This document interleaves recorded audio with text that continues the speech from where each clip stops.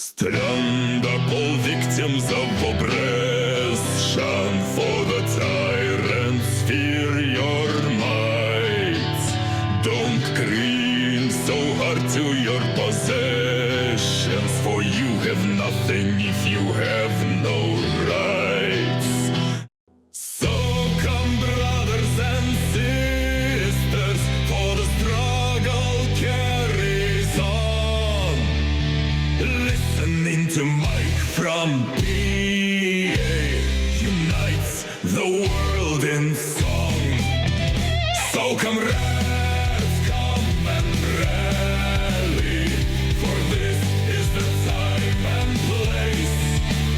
Join the Central Committee and unite the human race.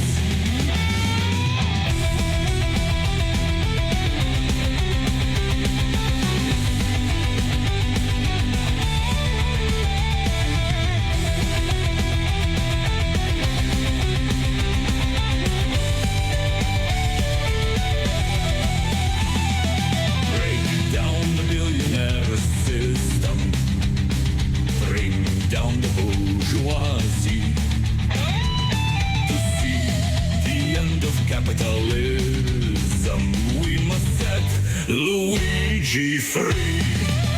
Demand that healthcare be provided, as well as housing and food security.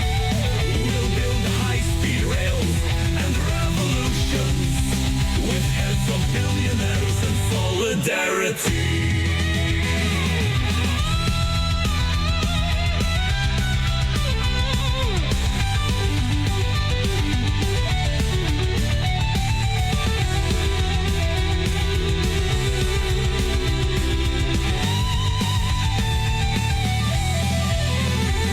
So come, brothers and sisters, through this struggle we'll carry on. Our gifts up to Central Committee is one step closer to righting the wrongs. So comrades, come and rally, and remember that Hush owes Mike $1,500 because Mike was fucking right. Mike was fucking right.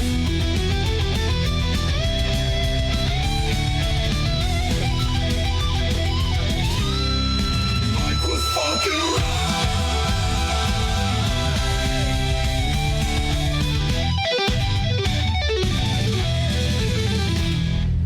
Alrighty, everybody. Good morning. Welcome on into the Central Committee stream with your host, Mike from PA. We are live once again. How is everybody doing today?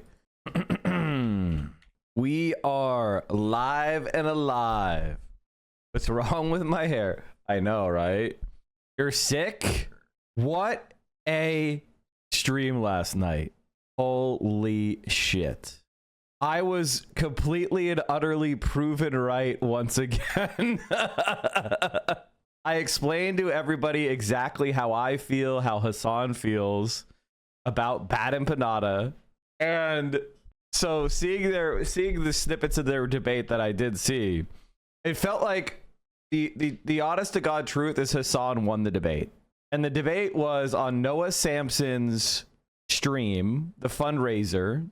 Noah Samson is doing fundraisers for Palestine-related charities, and Hassan and Bad Empanada should start a podcast. They should call it Leftovers. I think Leftovers is already taken. They should try Leftover.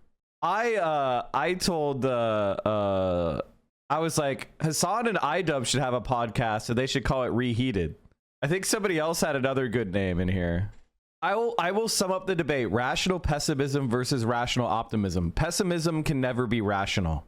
Pessimism can never be rational because pessimism is accepting defeat in a complete and total way, even more so than somebody who surrenders in a battle. Pessimism is the only way in which you are truly defeated. Many a soldier has been in a losing battle and then later won the war. If you are a pessimist, you have foreclosed victory. You have created the ultimate bubble for your own liberalism, given yourself permission to be an observer and be inactive. And it's a philosophical shield from the mental accountability and the accountability of your conscience. You can never, if you are a full pessimist in every way, not just an orientation, then you should follow pessimistic logic to its natural extent. I really do believe that. I think that pessimism has some philosophic and validity to it. It can never fully be defeated by logic or philosophy. But I also believe if you're a practicer of pessimism, you should do it. You should take the logic of your philosophies to its extreme and then stop talking so much. I really do mean that. Mike, Canada is celebrating a dead 19th century queen's birthday today. To celebrate, we're sending more of our worst grifters to America. Are you talking about, is it like Victoria Day or some bullshit? The final position of pessimism is to just compartmentalize. No. Nope. Nope. That is not the final position of pessimism. Nope. I don't even really like talking about pessimism. Your hair is looking majestic. Actually, my hair is super dry. It's dry like straw today. So tonight, I'm doing a deep condition. Tonight is deep condition day. I want to have it be luscious for my appearance on Noah's stream. The final form of pessimism is, how do I put this? I don't even really like talking about it, to be honest, because how do I put this? This is me being paternalistic. The answer is I'm paternalistic. It adds nothing of value. It has logical consistency.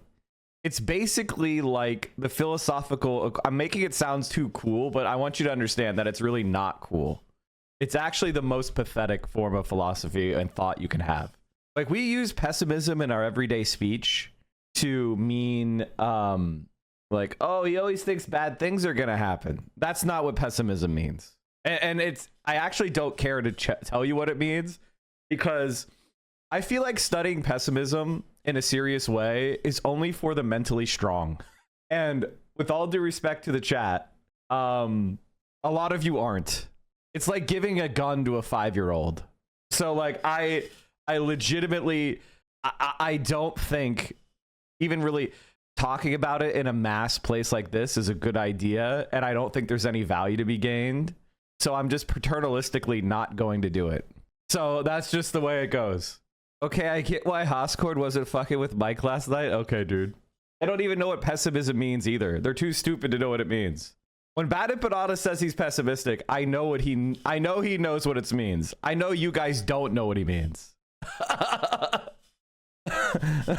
So like, but I've always been a Bad Empanada supporter. If you're a Bad Empanada supporter, and you in your mind think that you don't like me, it just means that you have been programmed by some sort of like propaganda, or you're stupid. Legitimately, I have been the most pro Bad Empanada person for years. So if you're like, oh, I'm more of a Bad Empanada person, it's like, no, you're not. What was the debate about? It wasn't really a debate, but that's the word that gets clicks from you, Yakubian scum. I put this like this future unknown so we can't know what will happen. Basically, pessimism, the large major thrust of pessimism, just to close this out, is that being born was not a choice, and the majority of life is pain and suffering. That's the only thing that's guaranteed. So bringing people into the world is morally wrong, and that the thing that we should do as a human race is annihilate our own consciousness to avoid suffering. That's basically the idea behind pessimism. There's a lot of really, really, really, really good, pessimistic philosophy that makes sense, but it just serves no purpose. I consider it philosophized or rationalized depression, and I feel like I also think it's wrong in the sense that we used to suffer more per person. Suffering is actually decreasing per person. While there are specific areas where suffering is being intensified, and there certainly are threats and things that could make suffering increase, I actually don't feel like they're right about about that thrust. I feel like maybe I'm one of the lucky ones, but the existence of a lucky one means that their position is invalid to me. Doesn't what you said describe anti-natalism? Yes, anti-natalism is oftentimes a philosophically pessimistic. That's what I mean by philosophic pessimism.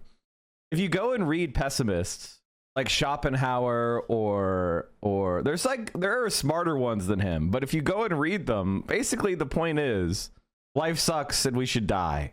And when I say we, I mean all of humans. So like there's something called the voluntary extinction movement. This is a kind of example of philosophic pessimism doing the praxis. Can you destroy the ugly gay headset on street one day, like with a fire? That would be epic. Nah, we don't need to do that. Just a few days ago, I saw on the street wearing a shirt saying, "I didn't ask to be born." Yeah, apparently there was a terrorist attack, or there was like attack on fertility clinic. Morning, federal investigators calling the massive blast that shook the idyllic desert community of Palm Springs an intentional act of terrorism. This was a targeted attack against the IVF facility. Authorities naming Guy Edward Bartkus, a 25-year-old Not Israel, a fertility clinic from a neighboring town, as the man they say detonated an explosive outside of a fertility clinic on Saturday. The largest bomb to strike Southern California, shattering. I don't think Bad Empanada is really pessimistic. I really like Philip Mainlander, by the way, Cynicky Winical. I really like Philip Mainlander. I really like, he's really cool. But again, it's like one of those things where mental strength is important. Windows and leaving a wake of debris spanning 2.5 football fields in every direction.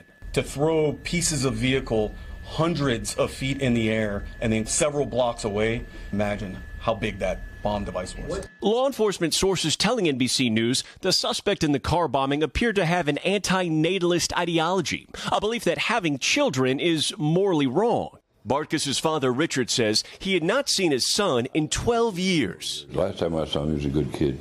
And now I'll never see him again. They don't know him like I know him.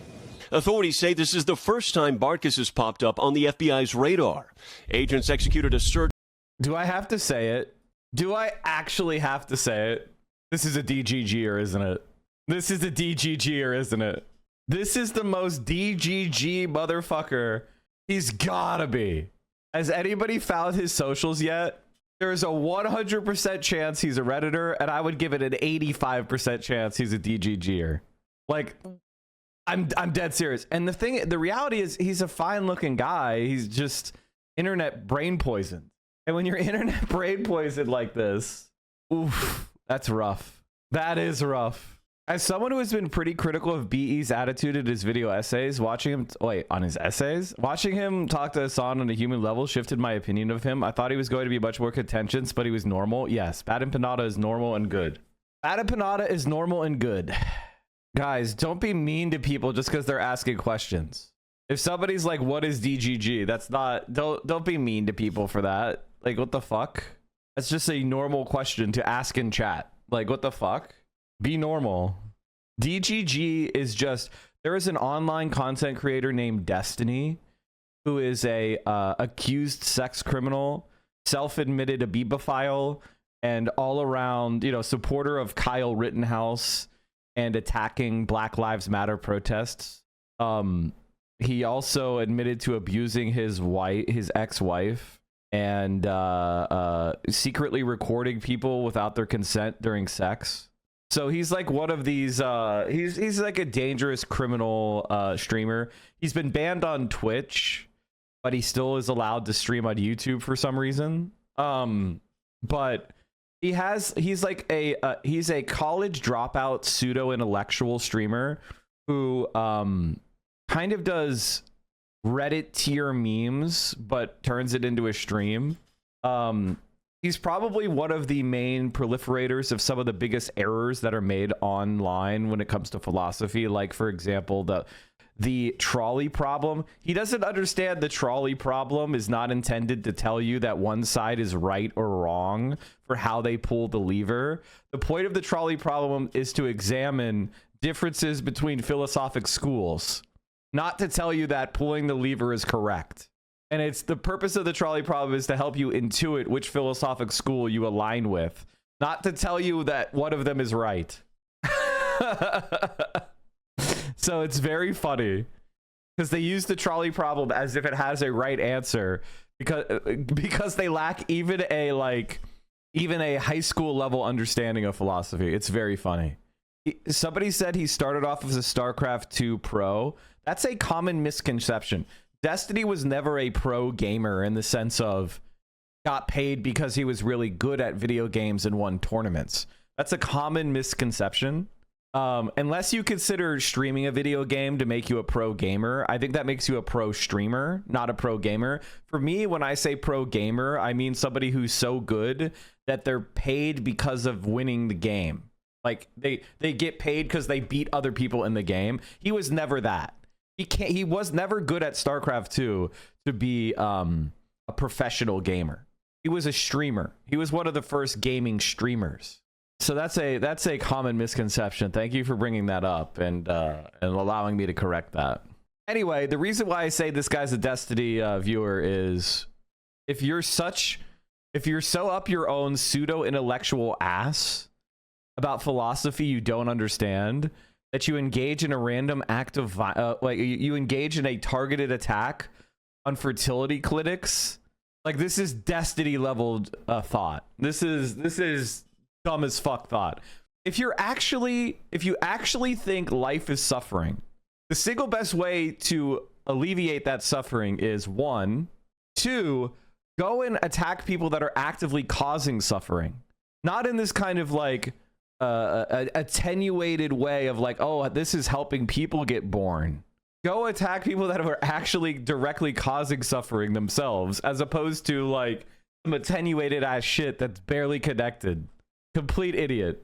Agents executed a search warrant at his home in neighboring 29 Palms as officials reassured residents there is no ongoing threat. But amid the devastation, good news for the hopeful families who stored precious embryos inside the clinic. We were able to save all of the embryos at this facility. Good guys 1, bad guys 0. Now, federal investigators say they plan to be on scene for at least the next 36 hours. Jessica Tarloff says, I'm a shrink, and I mean this literally. I like to think of DGG as a mental illness whisperer.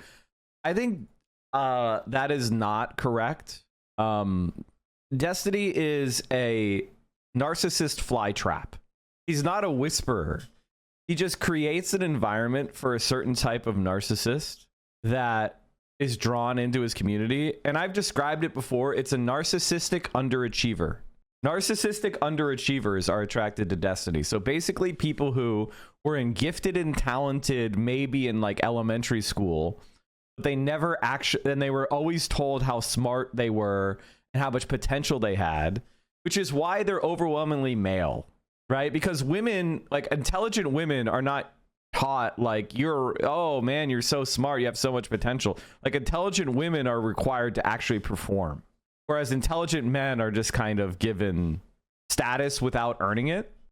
And so when you actually get through like high school or college and you don't actually do anything to fulfill that potential, and you get stuck, you still have this very high opinion of yourself and you don't reevaluate that opinion based on your objective physical circumstances and the performances and achievements of your own life. You have this mental persona as like, I'm an intelligent person who's just like a little bit lazy or whatever, and you want to be at a space where you can have conversations that ape intellectual conversations but actually are not, that don't have any rigor, that don't have any like academic credentials, that don't have any actual gatekeeping of charlatanism. And so when you put all those factors together, you get DGG. And then, Destiny's is kind of like a nihilistic sadist, so he sees people as a means to the end of his own advantage. So he takes advantage of those people. And then he tries to seek out mentally ill people to exploit. It's not that complicated, but it is what it is. He knows what buttons to push for those most in need of help. Motherfuckers I have ever seen and make it to a cult. Yeah, totally. I agree with that. Adding they're receiving hundreds of tips a day and following up on all of them. They also tell us that they're tracking that possible manifesto that the suspect may have left behind and that he may have tried to live stream this explosion as it happened. Peter? Morgan Chesky with the very latest. Morgan, thank you. You know that's right. Will you be watching part 2 of Grief-Stricken Wins this week? I plan on it. Oh, sorry. Oh. Man, it looks pretty good. Everybody should go watch that. Seems like you're getting some pretty good attention into it. Okay, so he tried to live stream it. He's a pessimist. He does a terrorist attack on a fertility clinic. Yeah, and that has to be a DG. That is DGG. What is his DGG? I want to know. Mike, viewers are the opposite. I was denied entry to engineering school, and now I have a master's in it, helping to empower others achieve more than they think. Solidarity, exactly. The people who watch my stream tend to be older people who are burdened by a lot of the failures of our society, but nonetheless have tremendous like energy and effort and a more outlook that they can win and they can fight and they can achieve great things, even if they haven't done that yet. The reason why is because when I talk about shit, I'm right. And so when I talk about your area of expertise, you're going to see that I'm correct about it. And you're going to go, oh, Mike's talking about, you know, relativity, and I'm a physicist, and he's correct. Oh, Mike's talking about healthcare policy. I'm an expert in healthcare. He's correct. Oh, Mike is talking about the environmental movement. Mike is talking about, you know, whatever. When I talk about your specialty, you're going to see that I'm broadly correct in what I'm saying. And if there's anything you think I've gotten wrong and you bring it forward, I will accept the criticism and refine my thinking. And so that's why people here tend to be older, whereas with Destiny, they tend to be younger, because when he starts talking about anything, like, he's wrong. So only people that are not experts in it can understand. I am so grateful for your community, because I can imagine a younger version of myself falling victim to DGG style garbage. Oh, absolutely. That's part of it as well. I went from being a pod save liberal to a Hassan watcher to a Mike from PA watcher, the highest ascension you can make. Please talk about party surrogacy, dirty break. Oh yeah, okay. So that's part of, like, that's the main reason I wanted to watch this debate between Hassan and Bad Empanada, is because they talk about almost all that shit. I'm 20 and very dumb here watching you. I don't think you're dumb. Your name is Average Yogopnik Enjoyer. You're obviously pretty smart. What you are is humble. Okay, chat. Let's just get into this, because I want to bathe in it. People. Yeah, you're live again. We just all agreed to support each other and agree with everything that each of us say always, and we're best friends, and we're moving in together, and we're roommates. Yeah, I'm going to the Argentinian prison that you guys are streaming out of. Jail. You should just leave the US, by the way. I don't know why you don't just do that. I mean, I'm sure you have like 100 friends who you all love there, but you should just leave the US. It makes everything way easier. You can't get sued by Ethan Klein, for example. Go to Israel. No, I was just talking about this earlier, because there was like See, and that fundamentally is the difference between Hassan and Bad Empanada. And I love Bad Empanada. I really do like him. But the reality is that he's wrong in a very important and fundamental way, which is damaging, which is, oh, you should give up. The US is never going to do anything. The left is powerless. And so you might as well just enjoy the ride, right? And it's like, if he's correct, that means our planet is fucked, right? If we can never get the US back onto a reasonable path, it means our planet is fucked. So I'm going to do everything I can for my entire life to fight back against that. And if it turns out that he's right, okay. But if it turns out that had I fought, it could have been part of the pivot point, and I didn't, I can't imagine that world. I don't want to live in that world. So I'm going to live in the world where I assume we can win and then fight until I die. If I need to, if I need to live in exile for a while, I will.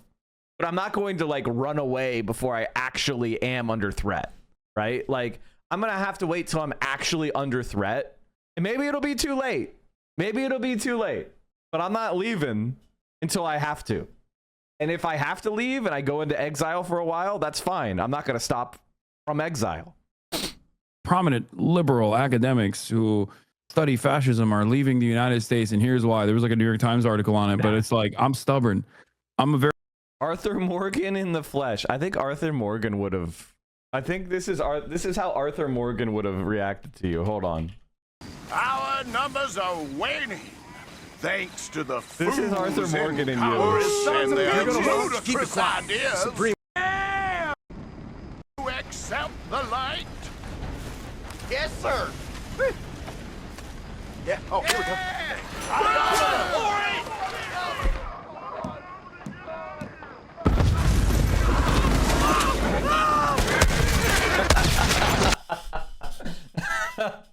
This is how Arthur Morgan would have reacted to seeing you talk. very stubborn person, and I feel like I'd rather stick it out and see where it goes rather than to leave the United States of America. I used to think that the US actually was probably the best place to be because it's one of the few countries where you basically can't get arrested purely for speech unless you're like threatening someone. But now, no, obviously not. Yeah, no.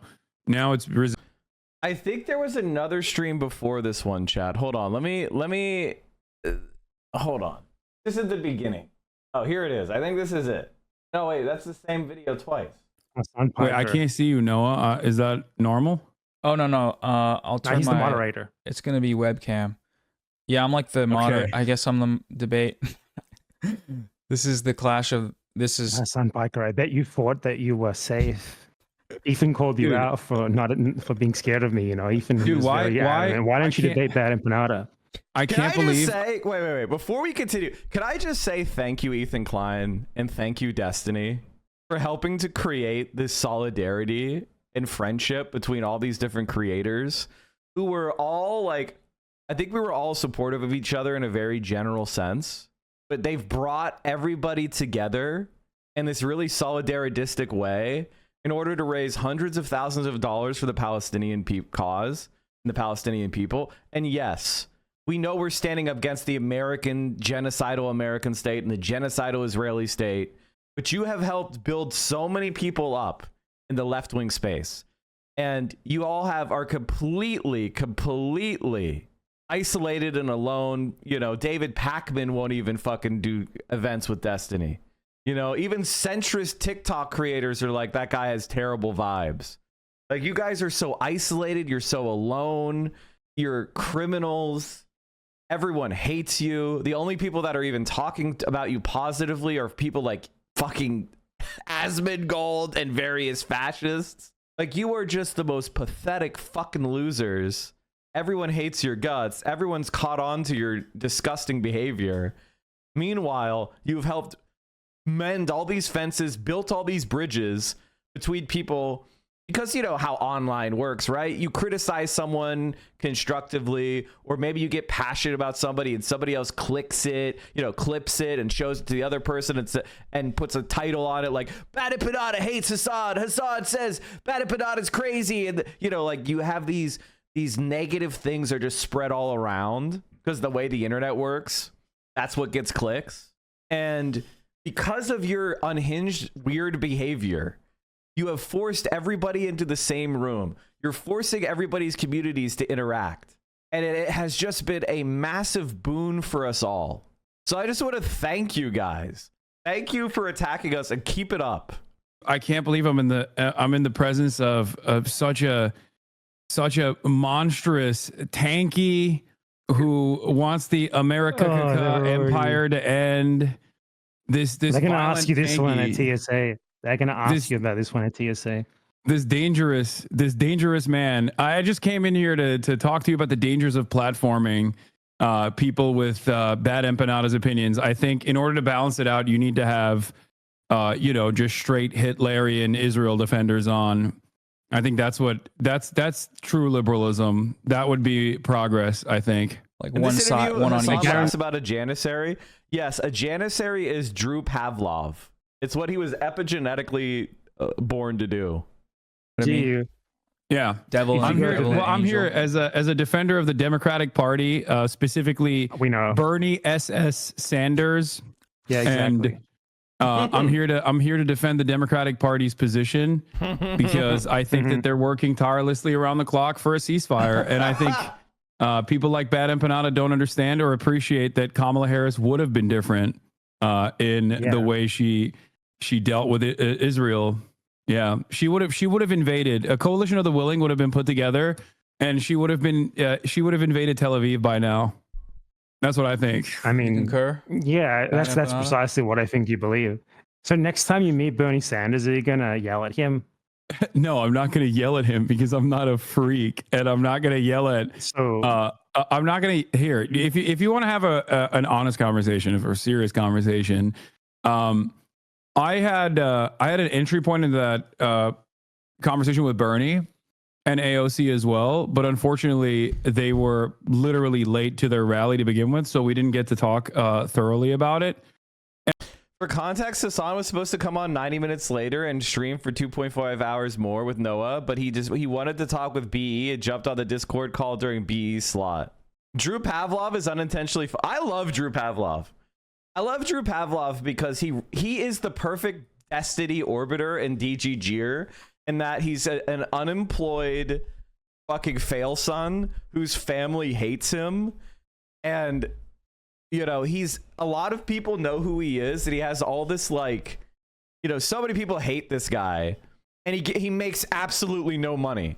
So he's hated by all these people, and he gets so much negative feedback, and all he could do is hang around people defaming them, but nobody cares. Literally nobody cares about his defamation because it doesn't even matter, because he's such a fucking joke. I love Drew Pavlov so fucking much. It's so fucking awesome. Like with somebody like myself, right? I'm not trying to flex. I'm just stating the reality. The reality is I am doing really well in my life. Everything is going my way. I am, you know, I'm more financially secure than I ever thought I would be. And it's because of all of you, right? It's because I have this incredibly successful Twitch stream. Now, I'm not saying that I have this wide, I'm not like a celebrity. I'm a micro celebrity. Like, if you are in this very specific niche of the internet, you probably have an opinion on me, but I have a very strong community. I have really great friendships. I'm making a ton of money. Like, you know, these, like, Destiny hating me or Asmongold hating me does not affect me at all. In fact, it's awesome, right? But Drew is the opposite. He gets absolutely nothing from this. What, his like his Twitter blue money? What is it, like $100 a month or something? Like, he's just complete joke. It's fucking great. Holy shit, that's awesome. And I don't even know if they'll give me another interview at this point, because like I have been very critical of their position on Israel, and I've been talking to other people in their like other people like Faz and numerous others behind the scenes to try to get them to engage in direct action. Drew posted this from his own father. You are effing R-worded. LOL. Don't even talk about. Ha ha ha ha ha ha. Dude, it would be so funny though. I have an Indian follower who said he would drive me to Kashmir. Please go to Kashmir, Drew Pavlo. Why would it be funny? R-word. My parents have never talked like this to me in my entire life. If my parents ever showed me this kind of disrespect, we would not have a relationship. But it's so common, he just like brushes it off. Like, if my parents ever acted like this, if they ever acted like this, they would have to beg on their hands and knees to talk to me again. They'd have to apologize so obsequiously. Are you fucking kidding me, you pathetic cuck? Your parents don't respect you at all? You're a Mark Rosewater level celebrity. You get to enjoy being well known in your circles, but you get to enjoy anonymity in your everyday life doing chores and shit. Basically, this is my level of celebrity. If I go to a socialist or left-wing oriented political event, many people will recognize me and come up and say hi to me and take pictures. If I go to the grocery store, I usually don't get recognized. I only get recognized a couple times a year at like grocery stores, malls, or restaurants. So it's the perfect, unless I'm going to like TwitchCon or something, right? Like it's the perfect amount of anonymity in my everyday life. But when I go to spaces I want to like, you know, be a part of, that's political, I'm known. It's the perfect level of shit. It's awesome. Drew must have some sort of self-humiliation kink. Yeah, he does. You give him a fucking profile load, okay? Before you go get a fucking job. I don't care about a job. I want to create the white race. Oh, fucking bullshit. I'm not paying for you this your life, dickhead. Okay, first of all, it looks like Bad Empanada has edited out Drew's responses and just left Drew's dad's. He recorded this and posted this online. Also, okay, I don't know Australian real estate, but I'd assume that like hardwood floors with this like glass wrapped staircase is probably indicative of at least upper middle class home in Australia, right? Like this is like indicative of an upper middle class or above home, right? So he's a fail son. I'm fighting for what's right. That's what. Just keep your fucking profile down before you won't get hired by anybody. My job will be creating the white race, Dad. I'm gonna be fine. I'm creating the white race tomorrow. I'm heading to the island of Patmos and creating the white race tomorrow. Thanks. Guys, you go. I've already explained. I don't like teaching white people about Yakub. I don't like teaching white people about Yakub. Like I was taught about Yakub. That was a thing that I was taught from a position of trust. I don't like teaching you motherfuckers about Yakub. Bro, get this fucker out of here. It's distracting as fuck. Why? This guy? Oh, somebody already got rid of him. He doesn't matter. I mean, again, I have been streaming for 6 years and oh, mods. I need a new sound drop. New sound drop request. Are any of the mods in here that can make a sound drop? I would like the sound drop of Destiny glazing me after I beat him in our first debate. If you could give me that sound drop of Destiny glazing me after I beat him in the first debate, that would be so funny. So chat. Oh, that would be the funniest sound drop.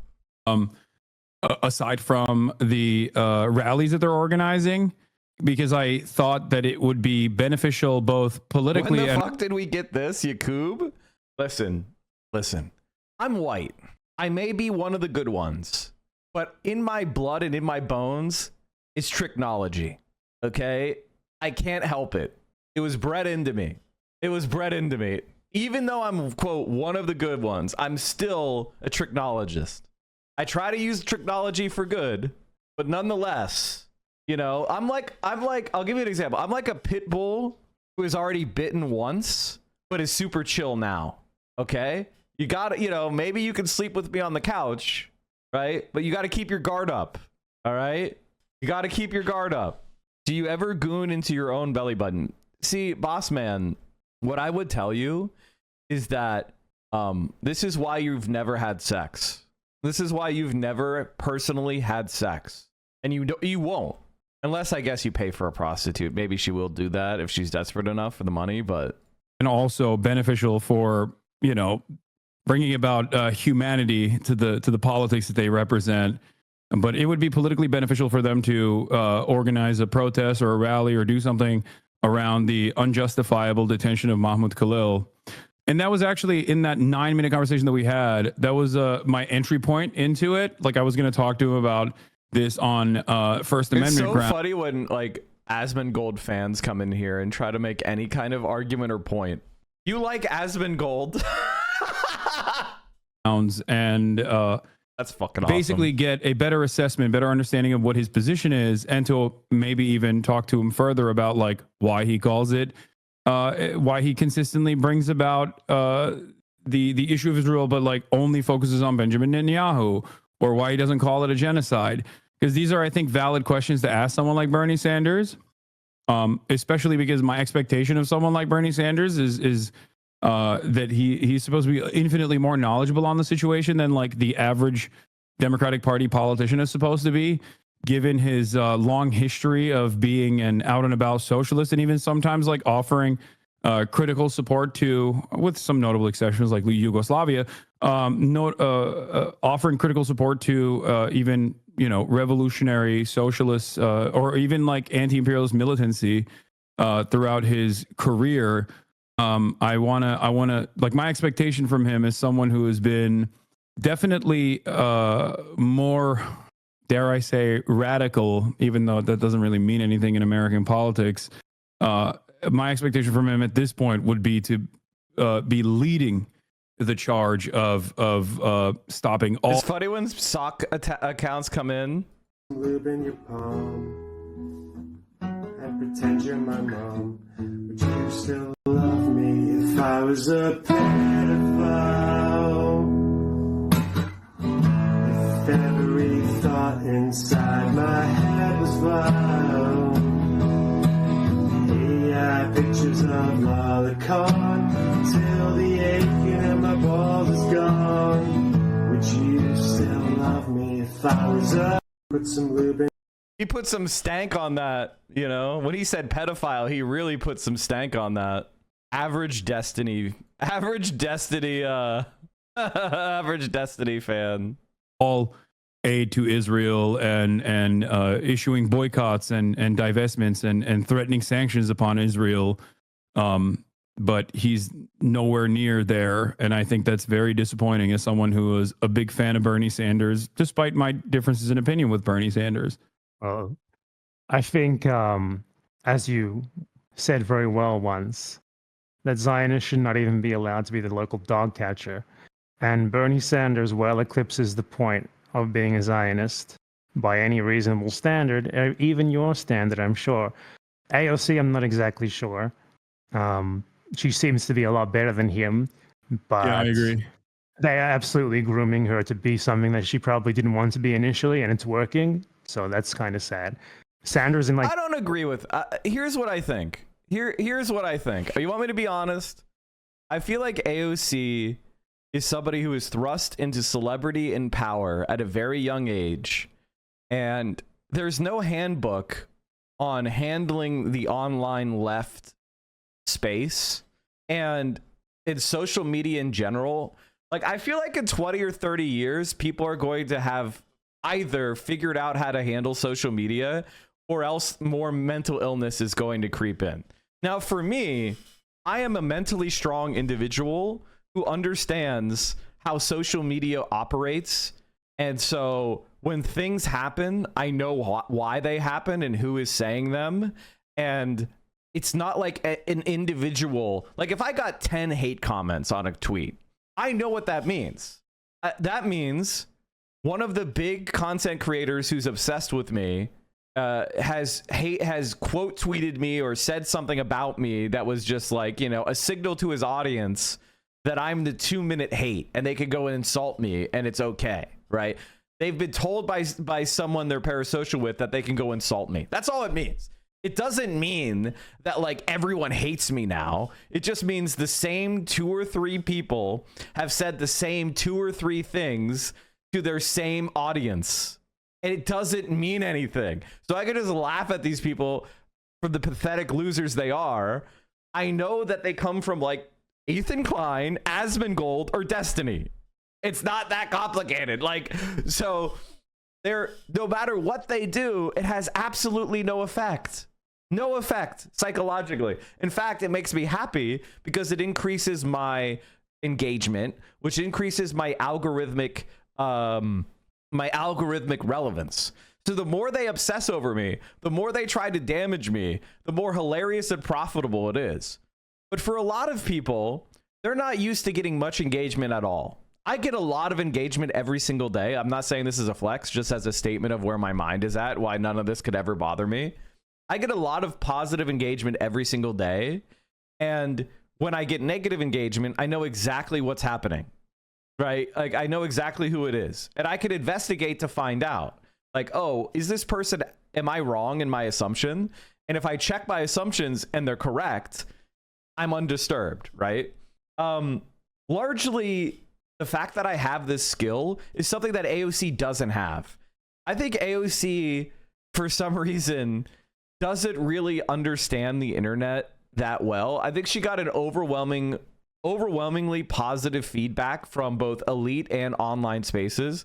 And so when she started to get criticism from certain online left spaces, it started to like really hurt her feelings because she didn't understand how to properly like manage negative feedback online. And I think that's what's really fucking her up. I don't think she knows how to properly, like, it's crazy for me to say this, but just looking at the way she acts, it feels to me that she's somebody who fixates on criticism and starts having that affect her. And I feel like that's a really bad thing. She doesn't, you know, it's very millennial. I'm not sure how aware she was personally that her politics are considered extreme in America. Okay. AOC's politics are not considered extreme among normal people.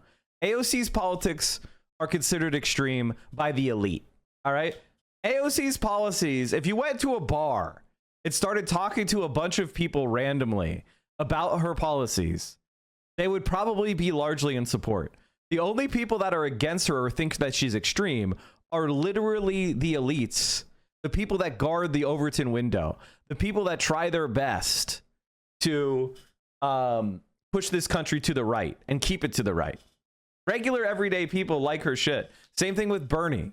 And so we have this kind of division between elites in both the party and media and society trying to keep this country to the right policy wise.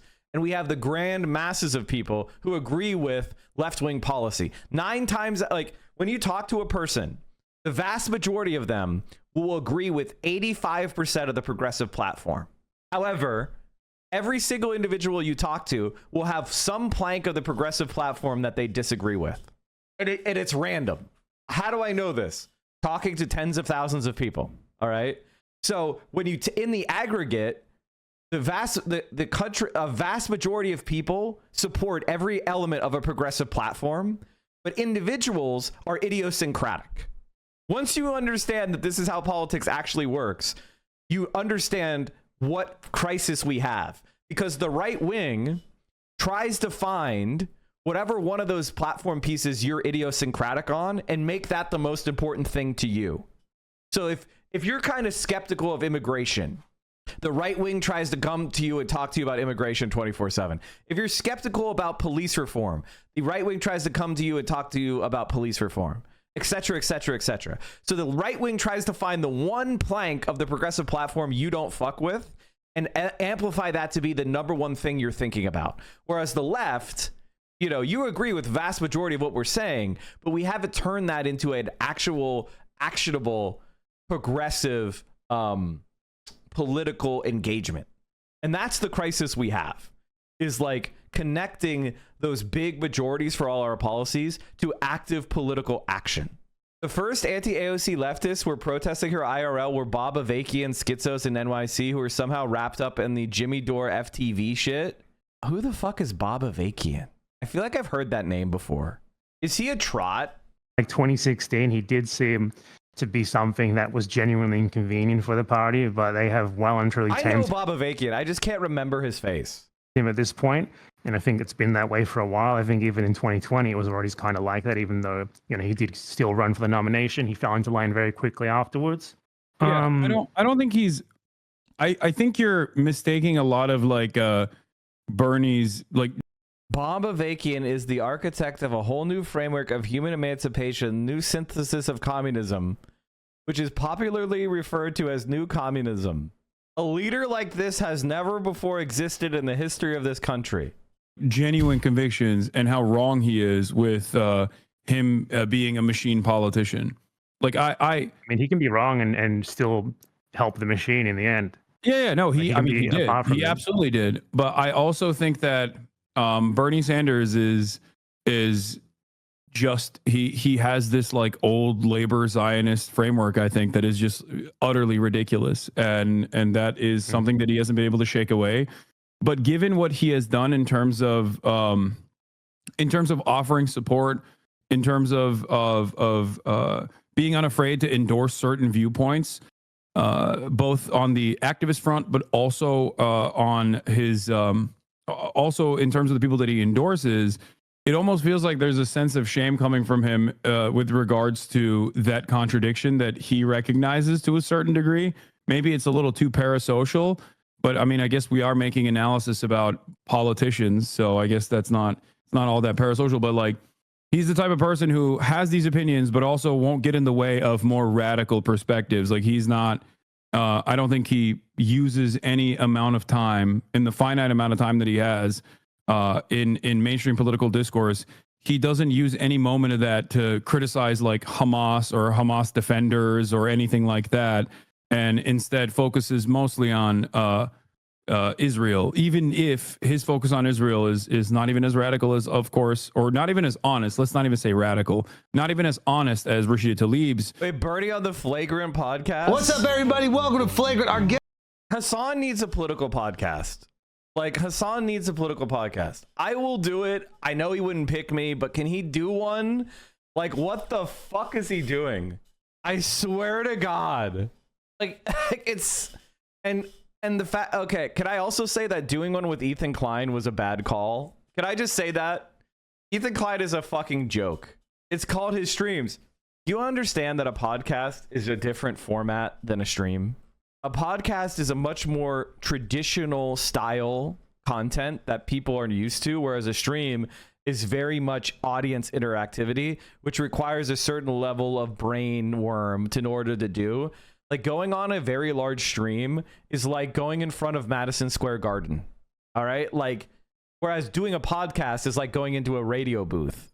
It is a completely different experience to have hundreds of or thousands or tens of thousands or more people talking at you and interacting with them versus being in a space that is much more controlled.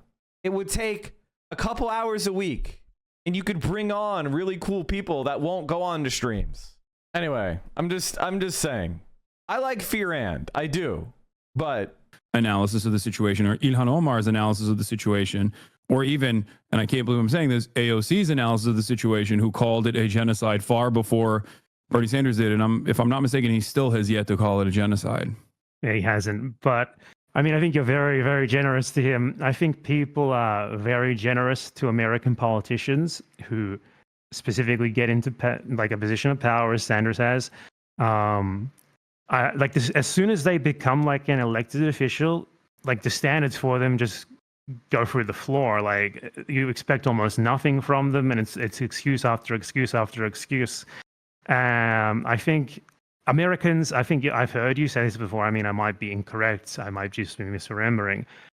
But Americans love to say, like love to frame themselves as being like in an exceptional situation that someone like me simply cannot understand. And therefore, our politicians need to be more shit. I don't think it's the politicians. That's a misunderstanding of my analysis. My job. I'll always submit a Mike TikTok I made getting some traction. Okay, we're going to look at this real quick.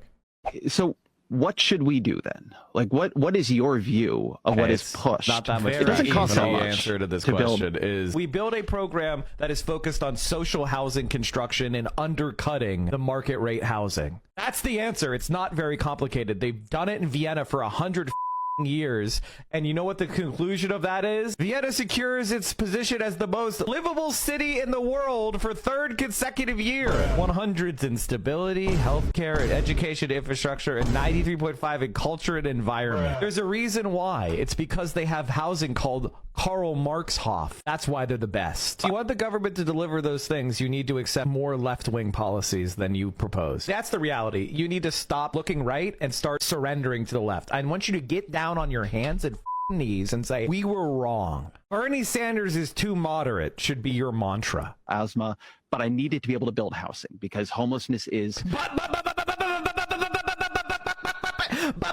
we can't afford the $50 air filters! What about the profits of the developers? Yeah, I mean, like, honestly, I can't stand Ezra Klein. Like, I think of Ezra, like, I have a certain emotional reaction to people like Ezra Klein, where I look at him and I'm just, or Pete Buttigieg, and like, they're charlatans. They're fucking charlatans. And so many people, just because they speak in this kind of like NPR voice and they're kind of twinkish, For some reason, people trust them. You know, I don't know why it is, but they're fucking stupid.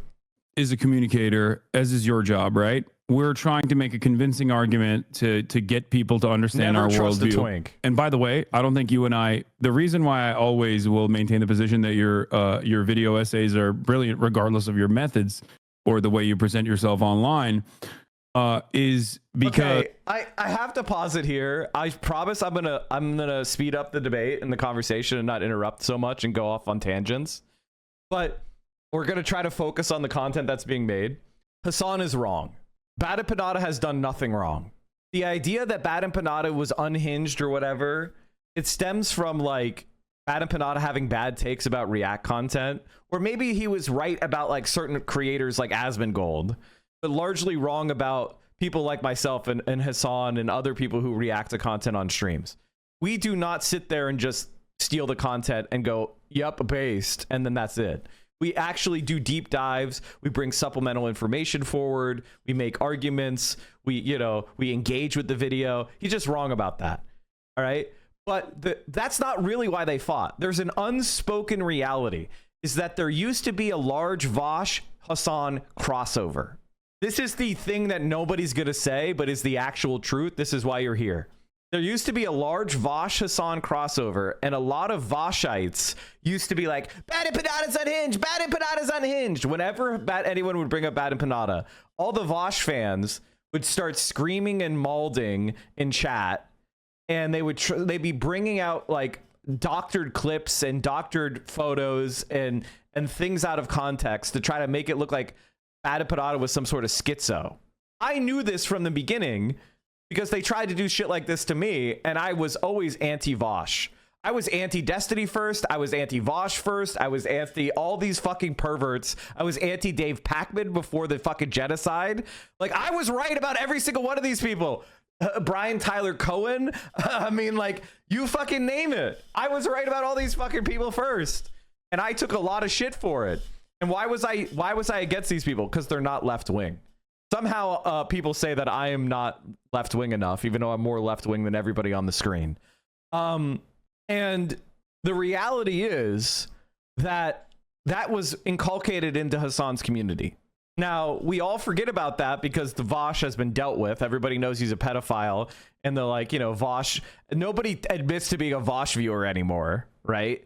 If you admit to being a Vosh viewer, everyone calls you a pedophile. So nobody admits to that anymore. But there are Vosh narratives that are still pushed about me and Bad Empanada in particular. So whenever you see that shit, it's coming directly from Vosh. And why did that happen from Vosh? Because Vosh was pushing a pro-NATO and an anti-black nationalist perspective on his stream. And we went against that as he's stupid as fuck and he's a right-winger. And so those people attacked us in particular because we were both pro-black nationalist and pro anti-NATO, or we were both anti-NATO and pro-black nationalists. That's why the Voshite people attacked us the most. So most of those narratives you hear about me or Bad Empanada come directly from Vosh, or in some cases Destiny. That's true. Every single fucking one. Because I understand that you and I are on this issue and on virtually every other issue on the same side. But as a communicator, especially as a communicator that is in the United States of America, I understand the utter moral depravity of the average American, and I understand their lack of interest in these subjects. So, in order to make a more convincing argument, I always try to message to the room that I'm speaking to, if that makes sense. And I think a part of that is also to grade politicians on a curve as well. This isn't to say that they're like doing fantastic or to defend them, but there are, as you've also presented yourself, like there are certain instances where they engage in defensible actions. Like the nuance that exists between AOC and Bernie Sanders is one that you recognize as well. But if you were to ask the average person that is like against both of these people, like people that look at it and say, well, these are both politicians that exist within a bourgeois capitalist duopoly framework, they're not doing what is necessary in this situation. I apply that nuance across the board. I apply that charitability and nuance across the board to all politicians that I talk to, or all politicians that I analyze in general. Like Chris Van Hollen is a great example of this, right? He's a regular run-of-the-mill Democrat. Do I think he's a good dude? Do I think he's going to bring about like a proletarian revolution? Fuck no. Wap Goblin says, proud to have gotten most of my Twitter following through exposing Vosh for his chauvinism and predatory character. Hell yeah. Within the confines of Kilmar Abrego Garcia's return, or at least like kickstarting the conversation and getting Americans to pay attention to the immigrant detention structure that we have in the United States of America. I think what Senator Chris Van Hollen did, which was to fly to El Salvador and directly demand proof of life for Kilmar Abrego Garcia, was incredibly important. Was incredibly important because it drove the media cycle. It led to more Americans finding out about this unjustifiable detention strategy that the administration is offering. So I guess basically what I'm saying is I understand the moral depravity of the average American and adjust my commentary appropriately to that, just like I understand the lack of interest from the average American politician in addressing any of those issues, and I grade them on a curve. Okay, but the problem is... People, by the way, are saying, no, you got to restart stream because you're at 12 hours. Sorry. Does it cut the end off or the start? I don't know. Because if it cuts the start off, which I'm pretty sure it does, this is fine. Restarting the stream will fuck it up a little bit. Maybe not. I don't know. Everyone is just saying restart. But you're the streamer. I've never streamed on YouTube, so I don't know. I don't know how it works on Does YouTube. YouTube have a 12-hour limit? Fixing the audio at the start. Streams 12 hours. Yeah, I've been streaming for like 24 even. Yeah, people like seeing fascists get ruthlessly dunked on and humiliated. We shouldn't constrain ourselves in the way we go after right-wingers. That's why I support the way Bad Empanada operates. Just FYI, a revolution would be a lot more brutal than being mean and cruel to shitty people online. Okay, let me just say this. You are 100% correct. However, that's not very tactical of you. The answer is you have to act tactically. In some circumstances, you're nice. In some circumstances, if you're talking to a receptive audience, you need to meet them where they are. If you're talking to, if you're in a place of blood sports, then you engage in blood sports, right? You have to be tactical. And yes, if we're in a revolution, we'll do it and we need to do it a revolution, but we're not. So, you're bringing up hypotheticals that are irrelevant. And I think what Hassan is saying is you have to speak to people where they are in order to bring them down the pipeline. This is what Bad Empanada doesn't understand. And this is what the guys over at Deprogram do understand. There is a pipeline. You don't start people with the maximum position when they've been raised a liberal in America. Their mind will rebel. They won't even encounter, they won't even think. You have to take them every step of the way, the same way that you took. Were you born a fucking revolutionary communist? Or did you have to teach yourself and learn and move over the course of time? If you had time to percolate and develop, you have to do that for others. Create pipelines, create slopes. That is our goal. And if after this conversation you don't understand that that is Hassan's goal, then you're too stupid to understand politics and you should be quiet. It's like, if you want to learn, it's like chess.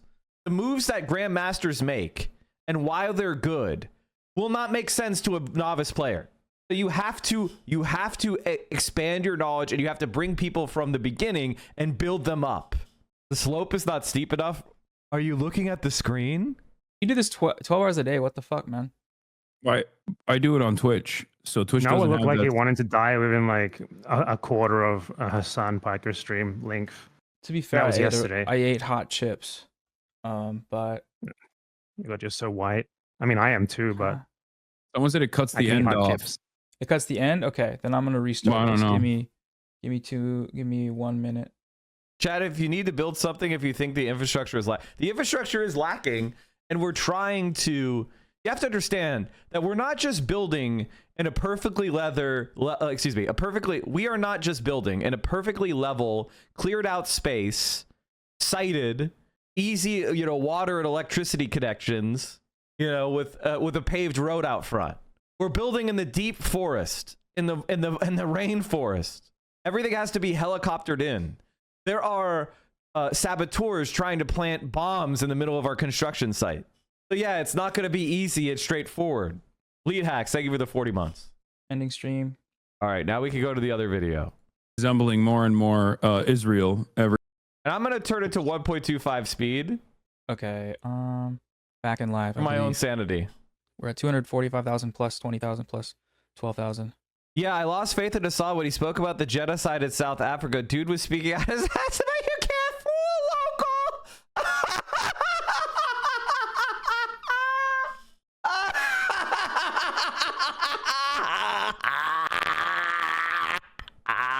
Oh, that's so funny. Holy shit. Holy fucking shit. That's so funny.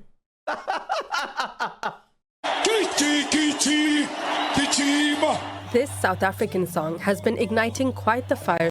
The farmer! Its lyrics. Kill the Boer! The farmer!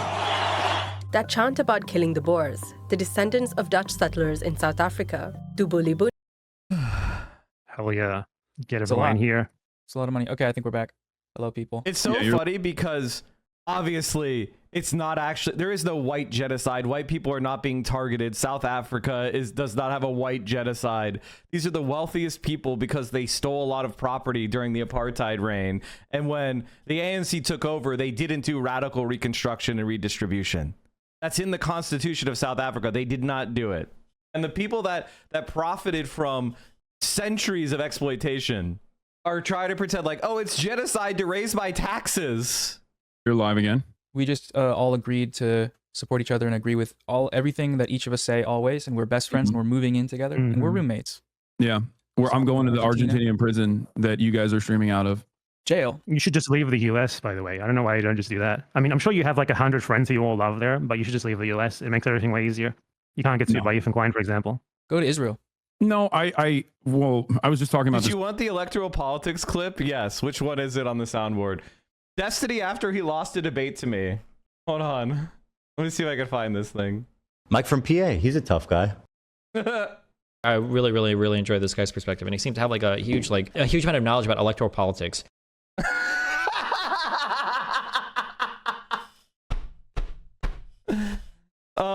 The only reason why Destiny hates me is because after I defeated him, Hassan laughed at him a lot. So he decided that I was his life enemy from that point. But after being defeated by me, this was his reaction. I really enjoy this guy's perspective, and he seemed to have like a huge amount of knowledge about electoral politics. Earlier, because there was like a prominent liberal academics who... There's even more to the glaze. There's a second part to the glaze, which is even funnier, where he's like, I want to change my entire content. Like, I was the most influential person for that man's life. Literally. To get the second part of the glaze, it's even funnier than the first part. Study fascism are leaving the United States, and here's why. There was like a New York Times article on it, but it's like, I'm stubborn. I'm a very stubborn person, and I feel like I'd rather stick it out and see where it goes rather than to leave the United States of America. I used to think that the US actually was probably the best place to be because it's one of the few countries where you basically can't get arrested purely for speech unless you're like threatening someone. But now, no, obviously not. Yeah, no. Now it's resembling more and more Israel every day. It's wonderful. My favorite country, the most moral nation, Israel high. Yeah, so I hear you're a liberal Zionist, Hassan, and I hear I'm a liberal Zionist. pedophile. But, So going how back do I to get going back to what we were talking about. The point I was You said trying a to whole make thing. is I like, never got the chance to respond. yeah, exactly. That's not what Like it was with Chris at this Van Hollen, do you understand my perspective or like the framework that I operate off of? Like You're where saying I that one individual thing they did was a good thing, basically. Yeah. I don't shy away from politicians unless they're like insane. You know what I mean? Unless they're unless like Marjorie Taylor Greene, I guess, and I'm gonna look like a fucking clown ass.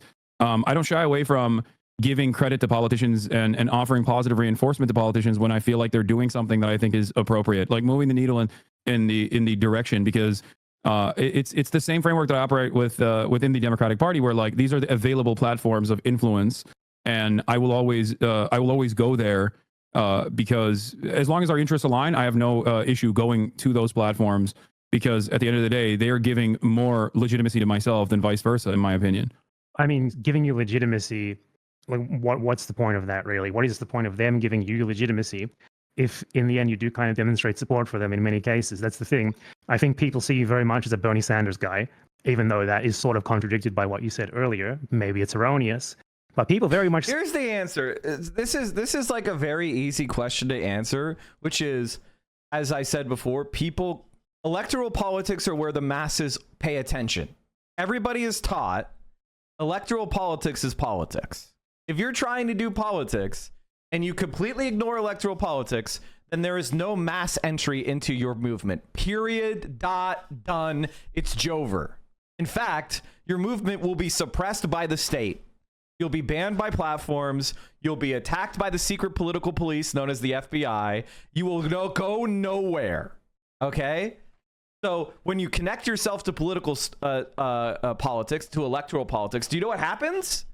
You get legal protection because you have if you have sympathizers in the state apparatus, you get fucking protected. The masses find entry into your philosophy, and then you can pipeline those people down the slope. But the moment you disconnect completely from electoral politics, you are marginalized. This is what Bad Empanada doesn't understand about America. And the thing is, Bernie Sanders and AOC are targeted by the state anyway, but they give us space to operate. It's very simple. See you as like a big Bernie Sanders supporter. Local organizing unions. Do you know what happens in a union that's communist? Do you know what happens in a union that's communist? It's declared illegal. It doesn't get the protections of the National Labor Relations Board. You can't enforce your contracts. You can't bargain. You can't use labor law. Required union officials to sign non-communist affidavits to maintain access to the National Labor Relations Board. The targeted CPUSA-led unions, leading to their exclusion from NLRB processes. So, like, that's literally the reality, is that these communist unions get fucked.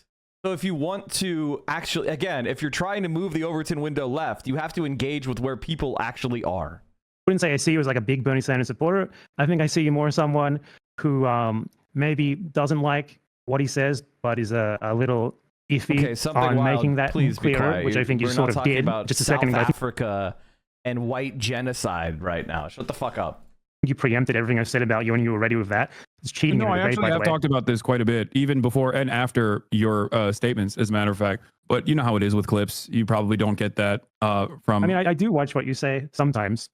Yeah. Like I don't click. Like, I don't go to any place that posts like a clip saying, I don't think some place would even exist. Like Hassan Piker says positive thing about Bernie Sanders. Here's a 20-second clip of it. I don't know what place would that be. But I talk for 8 hours a day. It's very hard for you to in any, like, unless you're watching 8 hours a day, you're probably not going to see the exact same thing that I told Socialist Union be a loophole. Yes. Told you just now. I've spoken about probably 25 to 35 times whenever some chatter comes in and annoys me, and then I go on a fucking long and convoluted rant about. You should stop reading your chat, by the way. Yeah, that's part of the puzzle. Hassan That's part is of how like the perfect funnel, but he's like a shallow kiddie pool, and most liberals don't dive deeper. You're wrong. You're absolutely wrong. This is why people call me a Hassan Glazer, which is very funny. I am just an accurate person. Like, if I was just going off of people that are going to help me the most, I probably would have stood closer to Majority Report over the years. But I don't agree with them as much as I agree with Hassan. I like them. They're friends. They've helped me. They've rated me more. The Majority Report has rated me more than any other group. I think if I go and look at my statistics, the Majority Report is probably rated me more than everyone else combined. Right? Or maybe not that much, but certainly the most. Uncle Sam is huge. But the reason why I stand next to Hassan is not because he's the most pro-Mike, although he's pretty pro-Mike. It's that I agree with him the most. And I know beyond the shadow of a doubt that he's pushing people to the left. And he doesn't punch left. You guys have no fucking idea how lucky we are with Hassan. The internet political space without Hassan would be a cesspit, especially on Twitch. What did Little Bear say? Little Bear, there was a guy saying there's a white genocide and he's from South Africa. What is your reaction to that? Do this back and forth, but I like it's just difficult right for people to now, grab. real quick. What's up? Like Bad Empanada, you made Will like I be going on Noah's stream? Yes. or 2 or maybe 3 videos talking about the AOC Bernie interview, and then I don't know how much you watch of Hassan talking about it, but like just talking to each other now and clearing that up. I added another one, but the glaze is too long to get the whole thing in there. Can you link me the glaze real quick? Because it's funny. I like playing these. This is so funny. I should have done this before. Now electoral politics are way more interesting to me. And this guy seems to have like a good backing. I'm so sorry, chat. It's my fault. I really enjoy this guy's perspective. And he seemed to have like a huge amount of knowledge about electoral politics. Now electoral politics are way more interesting to me. And this guy seems to have like a good backing. I made him. No! I'm so sorry. Do you feel like that clears up anything now that you see that he's kind of... No, not really, because I think a lot of that, like, there was the initial reaction of the interview, and there was like responses to people who want Hassan, responses to people like who want Hassan but were defending sort of like the whole idea of like engaging with the mainstream Democratic Party and like sort of trying to pull people to your side from them and stuff like that. Yeah, I saw that. And Monkey. yeah, that was basically the whole thing there. It wasn't so much like I said something, Hassan said something, and I responded to it. It was more like that. What I would say is that Americans are way too optimistic with their former politicians. And if there is something you should preach, it's that these people are ultimately fucking useless, and you're gonna have to do shit yourself. Yeah, So what does that look like? Here's the thing. I understand. Mario's brother? Sorry, go ahead, Hassan. No, I understand that like the modern Democratic Party is entirely useless. The Democratic Party is well, it's not entirely useless. They can be put to good use on select issues or across the board. Maybe one day it could, in a totally idealistic world, they could be a functional working labor party. Obviously, we're not there, and we might never get there. And I don't disagree with that. But this is. What are your thoughts on Majority Report's role on pushing people left? I like Majority Report. Majority Report. Majority Report's great. Majority Report is part of the funnel. Now, personally, I disagree with them on very important points, and but they're great. I love the Majority Report. I just wanted to offer clarity on the framework that I operate off of, because I think that you and I both will recognize that Americans don't have a semblance of class consciousness. And I feel like at this stage, the most important thing you can do is to pull people back from reactionary discourse, pull people back from reactionary ideals. And the best possible way to do that is by constantly reasserting the position over and over again that the Democratic Party has to have a class-first politics, and also that these. Hassan is a bridge builder, and he's played a major role in how leftist streamers and YouTubers can get the number and stability they get to now. I don't know how Bad Empanada could be questioning his attentions this hard. The answer I hate Burgerica is I don't know how to say this without being. This is my most anti-Bad Empanada opinion. Clippers, be prepared. Bad Empanada misunderstands his own analytics. Bad Empanada thinks that the growth he has had is due to the algorithm boosting him on its own, organically, because he has attacked people like Ethan Klein. But Bad Empanada, he doesn't, like, if you watch your somebody's video on your stream, the YouTube analytics do not properly understand what is happening. Like, there may be an entry for direct links from a link that's put in the chat, but in reality, what happens is you get injected into the algorithm of pro-Hassan content creators. You get on the clip channels, and there becomes a link between you and Hassan on YouTube. And Hassan has millions of subscribers on YouTube. And the moment he watches your stream and people post a bunch of reacts, the YouTube algorithm all of a sudden connects you to Hassan, and all of your shit starts getting recommended to Hassan viewers. And because Hassan has done peer validation of you, you start to get more clicks. And if you're making videos that are very relevant to some sort of like issue that's highly, pumped up in the algorithm right now, you start to get more and more and more and more people. And the thing about Hassan people is they're already pre-vetted. They're leftists who are open to radical ideas. So the YouTube algorithm starts juicing you to exactly the right people you need, and it looks like you're just organically growing through YouTube. This is what Bad Empanada doesn't understand. He thinks it's just like, oh, I'm just getting more popular through the YouTube algorithm. Hassan had very little to do with it. And like explaining to him that it's like, no, actually, that's exactly why the YouTube algorithm decided to juice you. It's a chicken and the egg thing. And like, he's just dead raw. That being said, maybe he's changed his mind. Maybe he doesn't think like he used to think. I've talked to him before about this, and I didn't even want to like get into it because I don't care to change his mind about it. Like, if I'll give you an example of what I'm saying. If Hassan told me, Mike, if you make 5 15-minute videos, I will watch them all on stream and recommend them, I would drop everything I'm doing and make those 5 videos. They would become my #1 projects, and I would do them because he would get me 100,000 subscribers on YouTube. Like, and he might actually do that if I come up with 5 good video ideas that I'd rather make instead of stream. Maybe I should do that. But the reality is, like, no. And you know how I know this? Because I made I had some stream clips posted by my mods, and I got into Bad Empanada's algorithm. And I got like 15 or 20,000 view videos because I got into Bad Empanada's algorithm, and they were all really positive. I literally got the trickle down of the trickle down, and I was getting like these nice, like pretty well engaged YouTube videos. Anyway, my point is, he's just wrong. These people that have been targeted as like vulnerable populations, marginalized identities that are presented as your enemy are not actually your enemy at all. It's simply a red herring, a distraction that the reactionary forces uses, and the Democrats are wholly incompetent at dealing with because they don't have this class first politic. Okay, first thing here is that the whole reason why you have this idea that you have to, like, you're sort of stuck into working with the Democratic Party, it's not your fault, obviously, because you aren't every single person in the fucking United States of America. But this is sort of like a self-perpetuating circular logic. And I mean, I'm not blaming you for having, every American has it. It's like, we have to work within the Democratic Party because it's the only thing that's there. And then you do not do anything, or you don't build an alternative to that. And you just keep reinforcing the initial premise over and over again. So Americans are stuck in this sort of rut where it seems like it's completely unrealistic to ever challenge the two-party system, so they don't try. And this is just sort of a self-perpetuating cycle. Because doing something like that takes a long time, takes a lot of effort, takes a lot of people. But this whole Democratic Party upright, people like Bernie Sanders as well, very much reinforce this, even if perhaps at some point he didn't mean to. Perhaps at some point he was really genuinely trying to challenge the status quo, and he only joined the Democratic Party because he thought he had to win the primaries. It's the only possible way. You know, as an independent, he had no chance. He probably didn't in that moment. But then there's also the fact that that logic gets you into this rut where you never ever try to do anything else. And there are many other countries where that had very strong... Mike's thinking a lot about how he can get Hassan's clout, not who's most correct. What? I'm talking about clout and how it works. I'm literally talking about how clout works.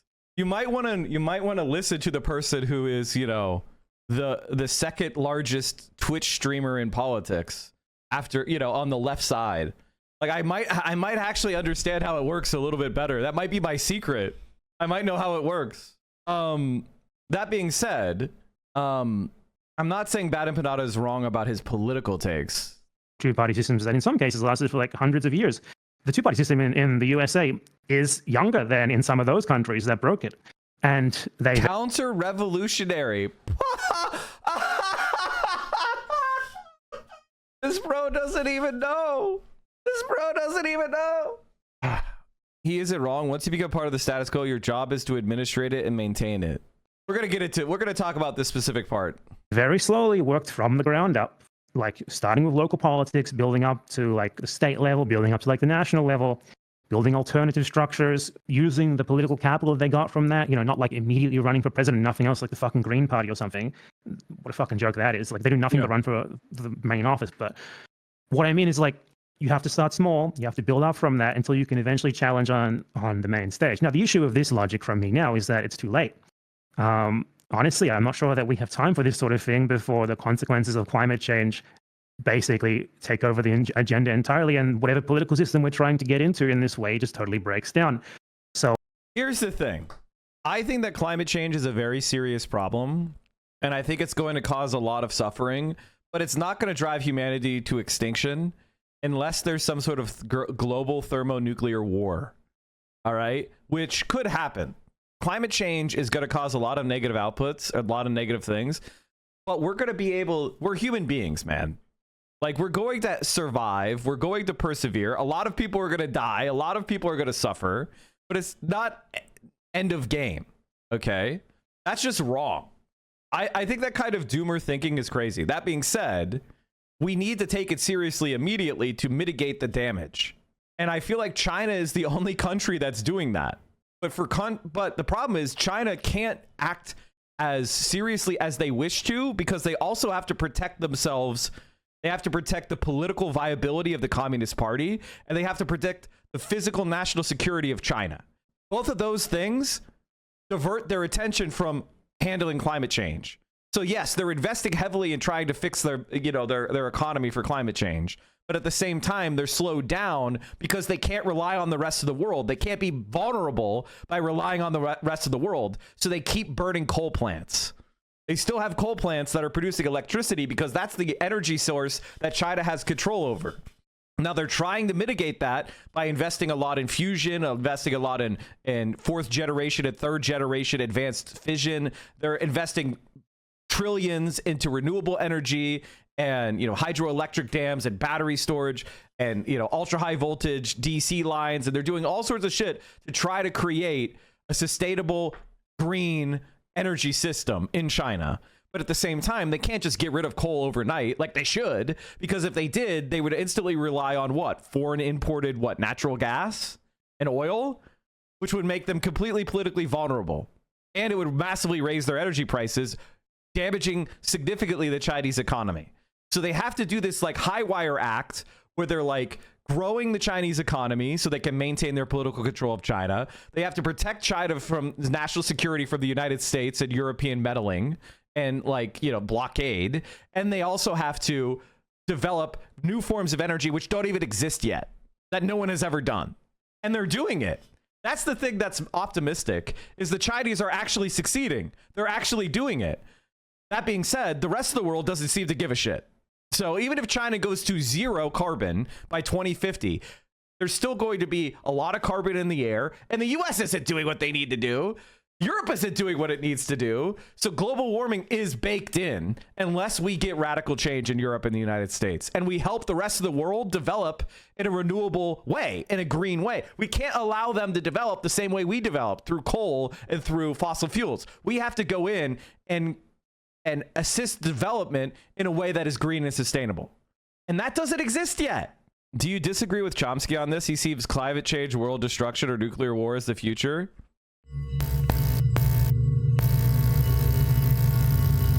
I get that question very commonly, a couple dozen letters a night. What can I do? There is no formula. You know, there are a lot of things you can do. There's two good reasons why the species may not survive very long. So again, you got some Martian looking at what's going on here. They wouldn't put high odds on the survival of the species. One of those is nuclear weapons. I mean, there could be a nuclear war almost any time. In fact, it's kind of like a miracle that we survived since Nagasaki without a nuclear war. It's come awfully close many times. Won't run through the record, but much too many for any rational person to expect. And it continues. So take, say, Obama the other day. Obama made a nice speech about reducing nuclear weapons. Okay, that's good. In the same speech, he said we're going to go ahead with the so-called missile defense programs in Czechoslovakia and Poland.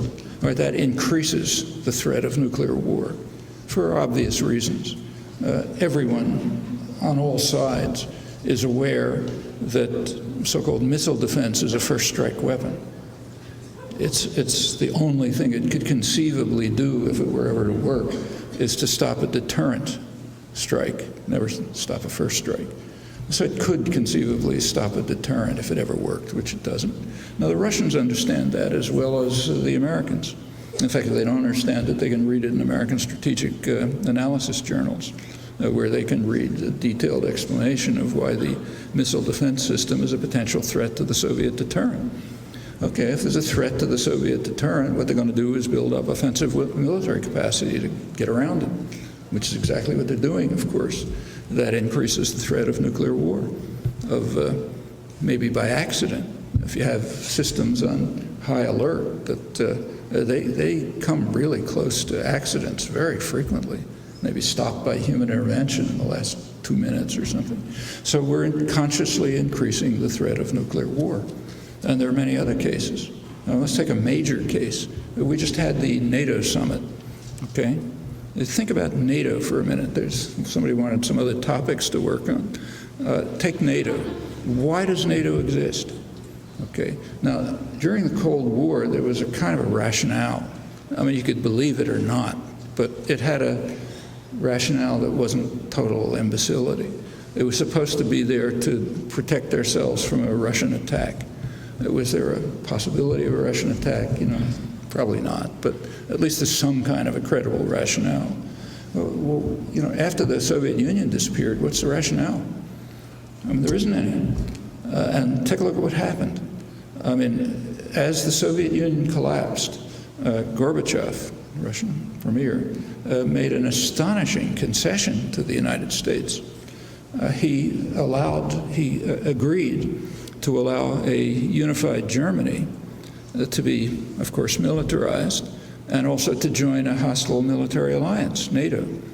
Now that's astonishing. You just look at the history of the past century. Germany alone practically destroyed Russia several times in the century. Now he's saying militarized Germany, main power in Europe, can join a hostile military alliance led by the United States. Amazing concession. But he insisted on a quid pro quo and got it. He insisted that the Bush administration, this is Bush 1, agreed that, the words they used, that NATO would not expand 1 inch to the east. Okay, that gives Russia kind of a buffer zone. And that was agreed upon. It's a pledge by the United States.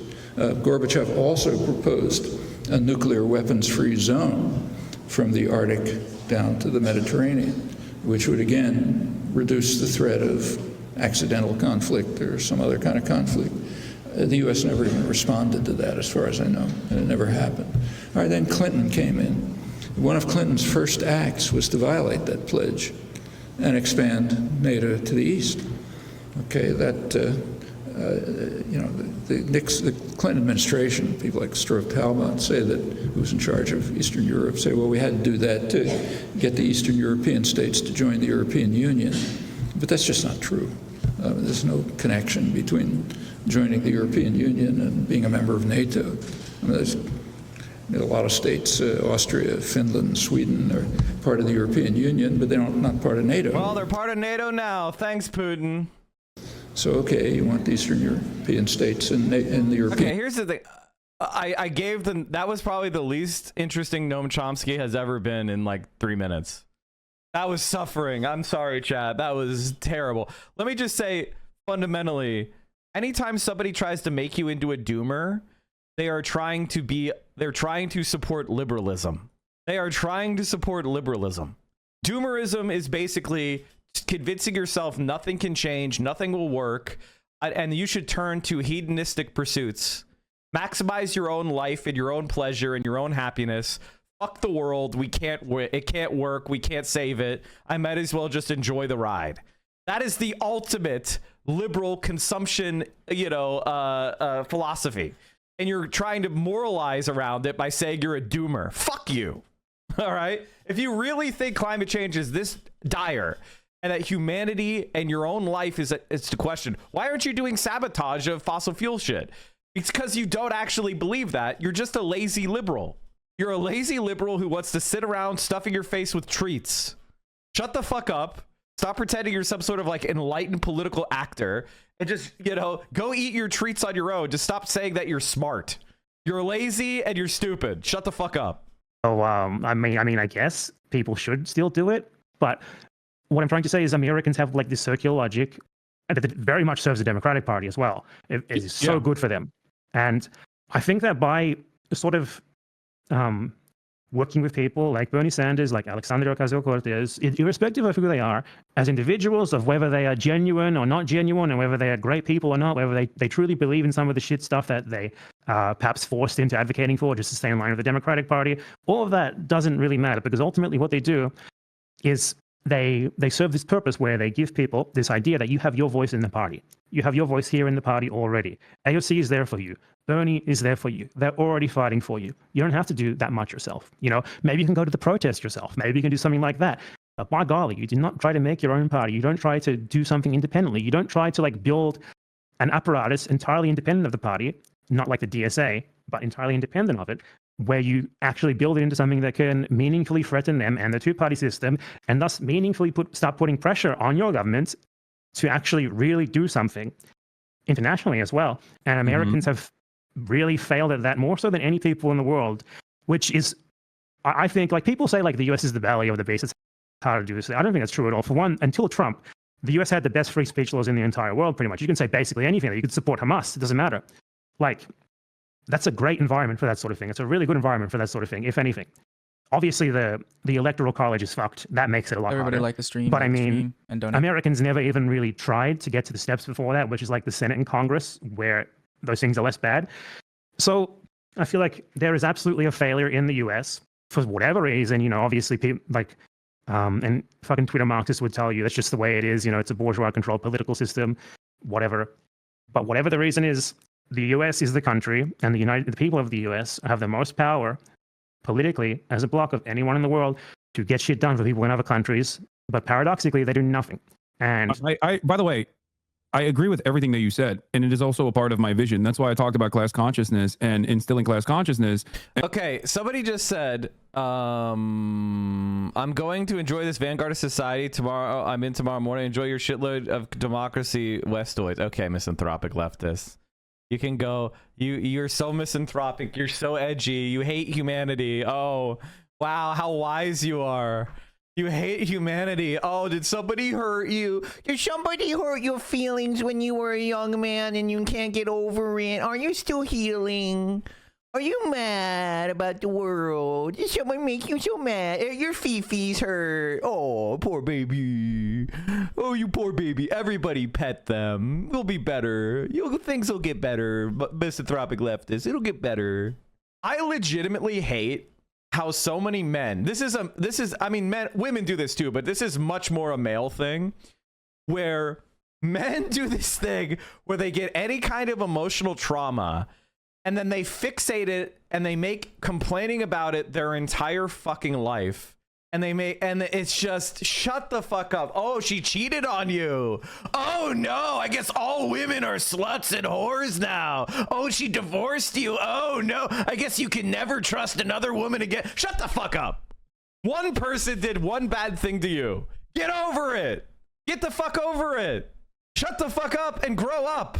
I mean, listen, I understand we all have trauma. We all have had somebody betray us or mistreat us. But if you're going to go through life like a scarred little bitch, shut the fuck up about it. Be a hermit. You know the best part of you being a hermit? You stay away from everybody and you stop talking to other people and we forget that you exist. Go do that. If you can't get over shit and you don't want to heal, go be a hermit. It's fucking great. Now, if you legitimately are suffering and you need help, I'm here for you, and I want to support you, and I want you to heal, and I want you to get better. If somebody did something cruel to you, you shouldn't ignore it. You shouldn't let your abuser lord over you, and we all want to support and connect with you. But if you're like, you know, years after this event, and you don't go to therapy, and you don't try to work on it, and you just turn it out toward hate towards everybody else, you're a pathetic fucking loser, and I'm not afraid to say it. Yeah, be like me. Hermit Kami. I love you, man.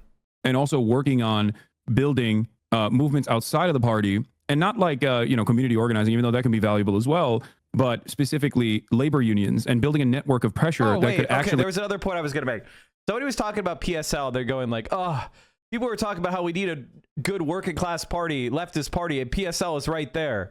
And it's like, okay, I don't have a problem with PSL. I really don't. Here's the issue, though. To be successful, we need somebody who the masses identify with and trust. And PSL doesn't have anybody like that yet. And the thing about Bernie Sanders at AOC, as problematic as they are, Americans trust them. And that is really, really, really, really hard to get. And if we wanted to have a third party win and work, we would need people that are nationally prominent and trusted like AOC and Bernie. Whether or not you do personally, it doesn't matter. I'm talking about the numbers, okay? The numbers are, these are the most popular left-wing politicians by far.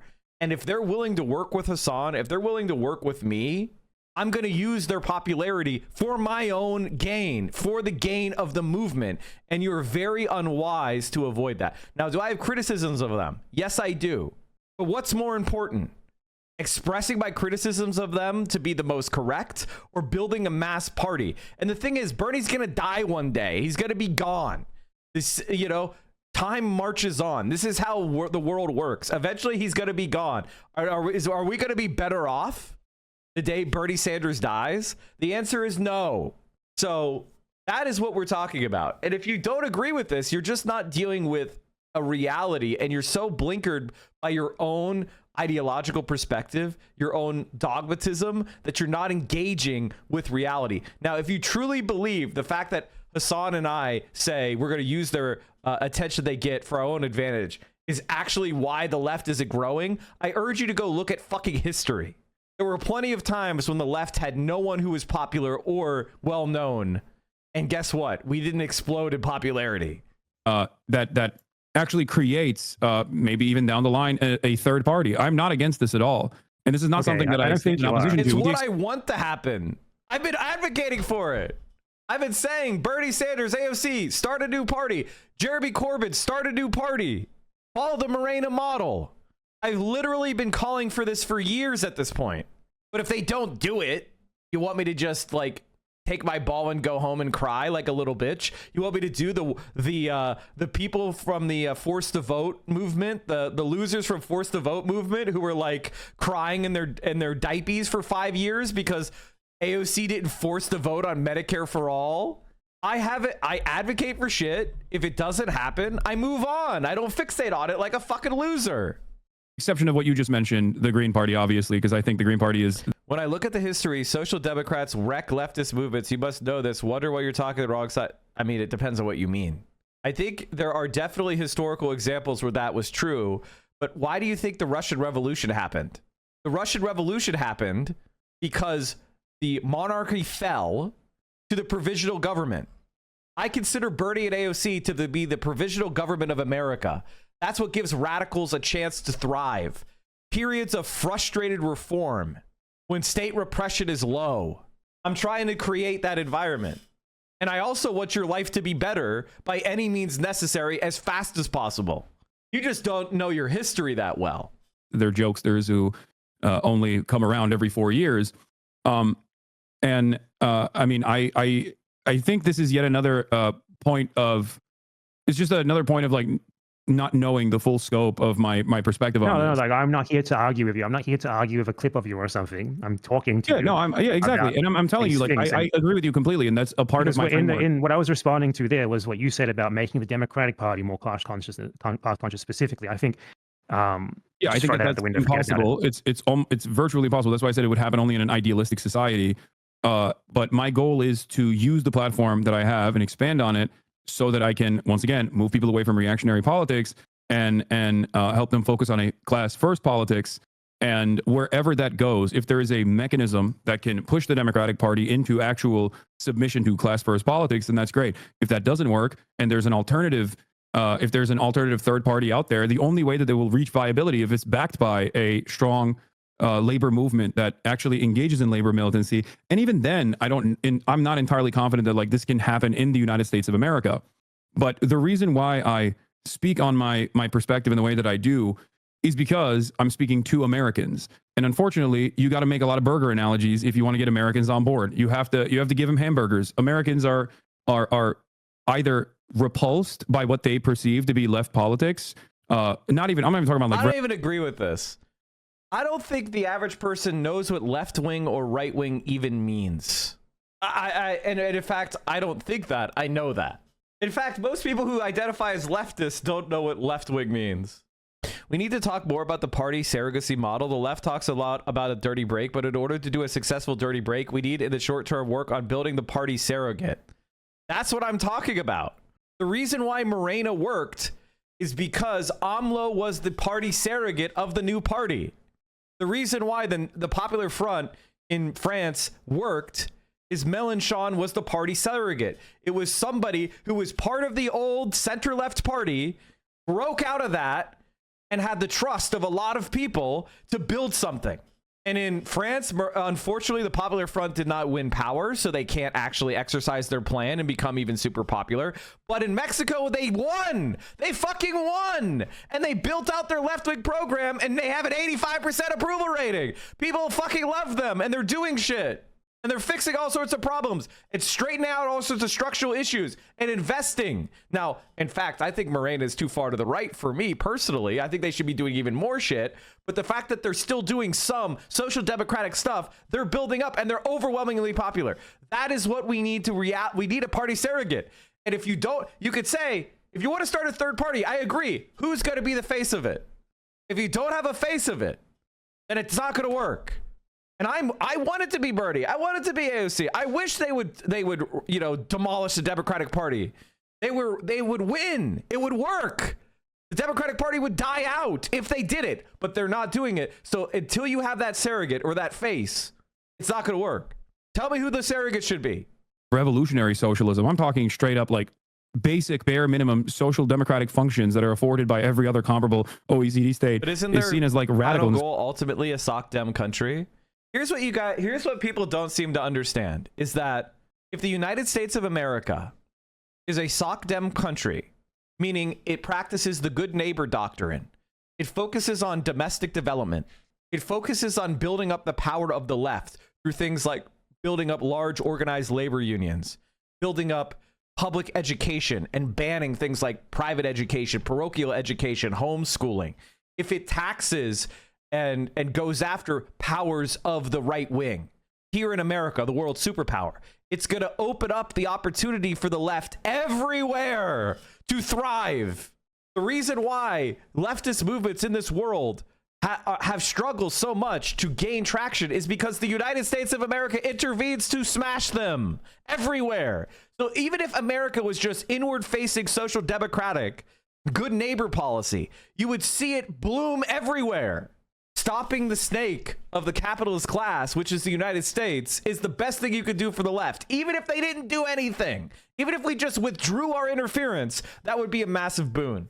That's what people are wrong about in a very fundamental way. This country, socialism in and of itself is seen as a pejorative in this country. That's why people say like Nancy Pelosi's the worst thing imaginable. She's a socialist. Like obviously that kind of stuff is really stupid, but I think it's indicative of the average American's perspective on this stuff, considering that, you know, America won the Cold War and this is the imperial core. And therefore, most of our working class is just either completely oblivious to class politics in and of itself, and utterly confused by the notion of class consciousness, or they're incredibly angry at even the thought of it. Like they are repulsed by it, they get mad about it, which is why I have to temper my commentary on this front. Well, I think you got to be careful with this notion of class politics in the US, and for a completely different reason to Does social democracy at home always mean less imperialism abroad? Oh yes, this is a very easy point. When most people think of the Viet Cong and their allies, Sweden doesn't often make the list. Yet throughout the Vietnam War, Sweden was a supporter of theirs and harshly critical of the United States. Which raises the question, why? Why did Sweden side with the Viet Cong? So during the Cold War, Sweden aimed for a policy of non-alliance in peace, neutrality in war. That is, they weren't picking sides. However, throughout most of this period, it was pretty clear that Sweden leant much more towards the NATO camp than that of the Warsaw Pact. Yet there were many issues in which Sweden was consistent in its criticism of the USA and the West, and one such issue was the Vietnam War. The Vietnam War had two phases. The first was when France, the colonial overlord of this area called French Indochina, fought to quell a rebellion against its rule. My God. Now at first, the USA... Chat, look what Vio brought me. Look at this. We've got fruit. It's a... Wow. Holy moly, that's a lot of fruit. Thanks, Vio.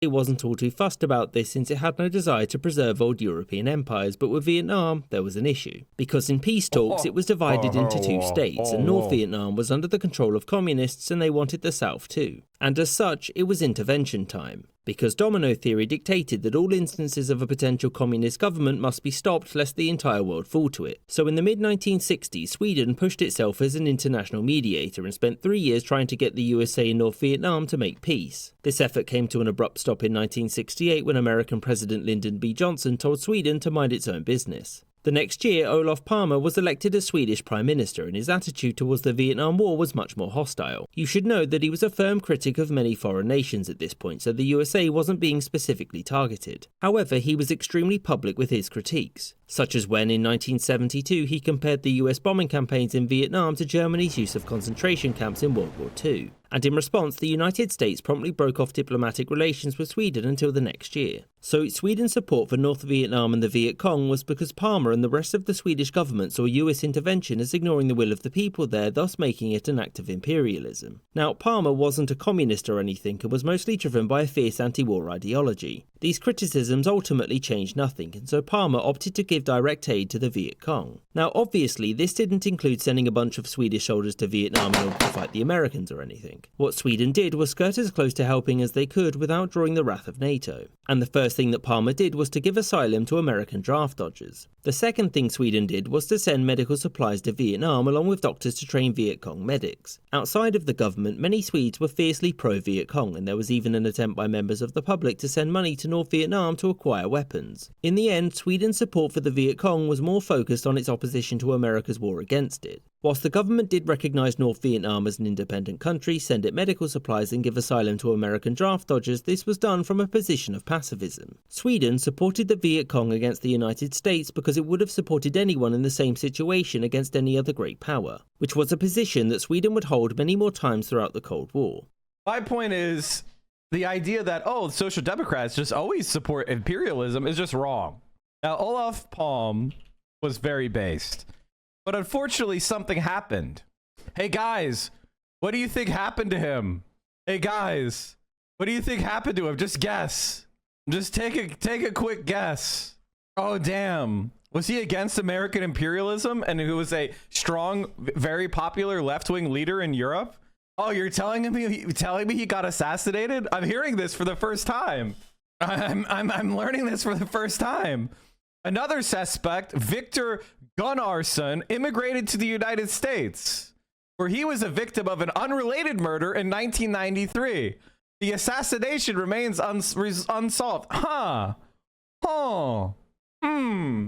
Anyway, my point of that is, yes, Social Democrats are lukewarm losers. I get that. I completely agree with you. But the reason why the left is contained in the world is because the United States of America doing imperialism, because we have the Truman Doctrine, which says anytime any kind of left-wing government is rising anywhere in the world, the United States asserts its right to intervene in that country by any means necessary to stop it.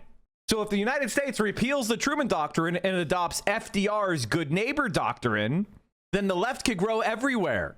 So like people like Bad Empanada are like, oh man, you're not advocating for communist and revolution in the US. And it's like, if that opportunity arises, I will do it. But my main thing with foreign policy is just make the United States stop interfering with other countries and stop being an empire, and the left will grow everywhere. There's this like, and Americans would buy that.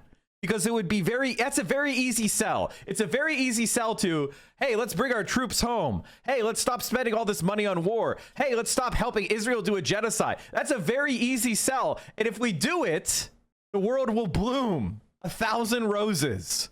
And, you know, yes, would it be better to get them to do a communism? Yes, it would be. But I'm just trying to like get the thing done now that I know we could do. That is very easy lift. You said as well, because there is an element to the present system where Americans benefit greatly from doing things to other countries, or they could at least. You know, they in many ways they don't, because Americans are too dumb to even advocate for getting their own fair share from imperialism. But I talk about that all the time too. Yeah, there's two options here, which is like you can appeal to Americans as in like, I'm going to get you a bigger share. That's Bernie Sanders. I'm going to get you a bigger share of the spoils. Yeah. Or you could appeal to Americans in a way where like they perhaps see beyond national lines and understand themselves as part of a broader whole of the world. And I think if you, like what you were talking about with unions, for example, the average American labor union is like, it's basically like I wouldn't even call it a union, like in terms of like, Race calls them pig unions, which is not like cop unions, but like corporate unions or unions that are completely servile to the interests of the Democratic Party under the AFL-CIO. Not even just that, like unions are themselves in general, obviously narrowly focused on the interests of their members. So that's why you get things like the American Big Tent labor unions being like, oh, like let's get the Lockheed Martin float at a parade or whatever. A huge victory for the Lockheed Martin employees. By the way, chat, as long as people are making weapons, they should be unionized. That being said, they're not part of a large, like their unions' interests are contrary to the left in general. Same thing with cops. They should be part of any kind of leadership position, and that's that. That's that. Okay, well, you're mixing and matching a couple different things, but yes, I know what you mean. Of course. Well, what I'm saying here is that what you were going on about there was about class politics in the USA. I need to get people on board with this idea that socialism isn't bad. I think you're looking far too much into the future with that rhetoric, because I'm not even thinking about fucking socialism right now, and people think I'm like a radical communist terrorist. Like, I'm not thinking about any of that shit right now. There's so many more immediate concerns that we have to work with, the systems that we have now. Ultimately, I have no faith in Americans of ever doing anything, unfortunately. Like, if you ask me, what are your solutions? I don't have solutions for you, buddy. We have a limited amount of time before she hits the fan. I would have thought previously that something like what is happening in Gaza would cause like a Vietnam level like cultural like schism in the US. It hasn't actually caused it anywhere, not even in Europe, where places 20 years. And also there was direct involvement with Americans actually going there to fight, which I think is the reason why there was a lot more resistance. Americans are inherently very selfish people, and until they're drawn into the fight themselves in a way that is more meaningful with a draft, not just like the poverty draft, or not just necessarily like a bunch of people that want to get a communications degree for free going out there and getting their dicks blown off while defending some fucking poppy field in the Karengal Valley, but like literally a draft. Only then will selfish Americans actually get up to aggressively protest in a militant fashion in a way that would truly harm the overall interests of the American State Department. Yeah, I mean, that's true. It's the whole thing. It's the whole reason why we're in the place we're in. The US does not have a rival anymore who needs to compete with that much in terms of geopolitics. China, I mean, I don't know what your stance is on China, but China's... By the way, I want to explain this. This is a really good point by Hassan, and I think Bad Empanada is missing it. The fact that the anti-war movement was not overthrown the American government, it was, and some of it was, but the large part of it was end the war in Vietnam. The best thing we could do as Americans is just stop doing the fucking genocide in North Vietnam. Stop doing the aggressive war on Vietnam.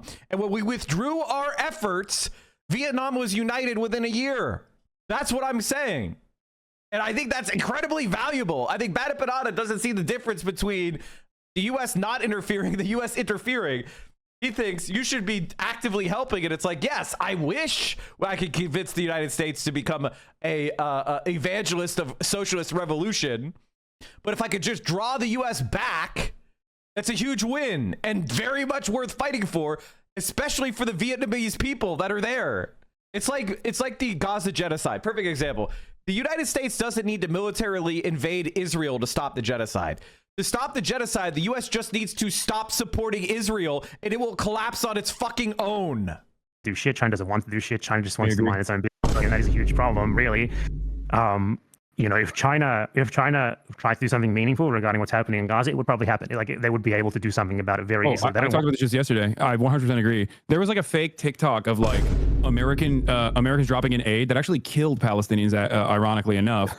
But they were literally recycling the American aid being dropped into Gaza, but this time like saying China was doing it. And they were like, oh my God, how wonderful that China is dropping aid into Gaza. And one, that was fake. China didn't do that. But two, if China wanted to, it's Israel's second largest trading partner. They could literally fucking say, hey, we are going to bring in our military and our NGOs to distribute aid on the Gaza Strip. What is Israel? I think China should do that. Netanyahu literally said the genocide could not be continued without Western support yesterday. He said so himself. Could you link me? I mean, I think China should be pressured to do that. I think it's the worst. China condemns them in all diplomatic fucking arenas, but then trades with them. That's unsustainable. Israel going to do? Say no to that? They can't fucking do that. Any country China could really. do way fucking more than that. Like, we saw with the tariff shit, how quickly Trump folded in the face of actual economic consequences from China. They could do something like that to the US if they wanted to. They could do it to Israel. Obviously, it would come at some sort of cost to themselves, but Trump would fold in 2 fucking seconds if China was like, hey, we're going to sanction Israel, or we're going to put tariffs on American goods or something like that. We're going to make your shit cost more. But China does not do that. Yeah. And the USSR was in a position, it wasn't in an economic position, but it was in like a military position and a geopolitical position where it could put a ton of pressure on. So now we have a situation in the world today where the US it's not totally uncontested, but it is way, way more uncontested than it ever has been before. And we're looking at that in Gaza right now, and I can't tell you what to do about it at all. I can tell you what individuals could do. It would get me banned, so I'm not going to.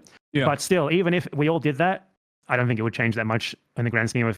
Listen, you're never going to be able to use mass media to call for anything like that. So none of us ever will. Every single one of us will tell you that you have to follow the law. Things. I don't disagree with you on anything. And also, like I said, this is the exact same shit that I say on my stream for the most part. I'll take it one step further. As far as like China's lack of interest in undermining American footholds in its own backyard in the Philippines.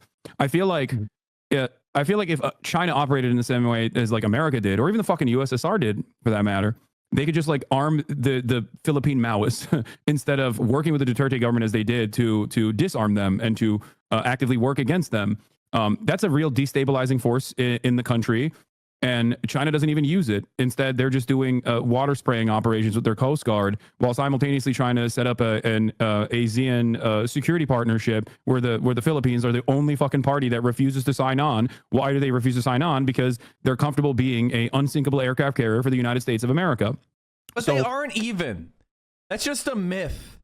That's just a talking point that Israelis use and their supporters use as justification for so much American fucking money. What bases are there? What operations have been launched from Israel? The only U.S. presence in Israel is to help Israel. It's not even a good aircraft carrier. It doesn't even do anything.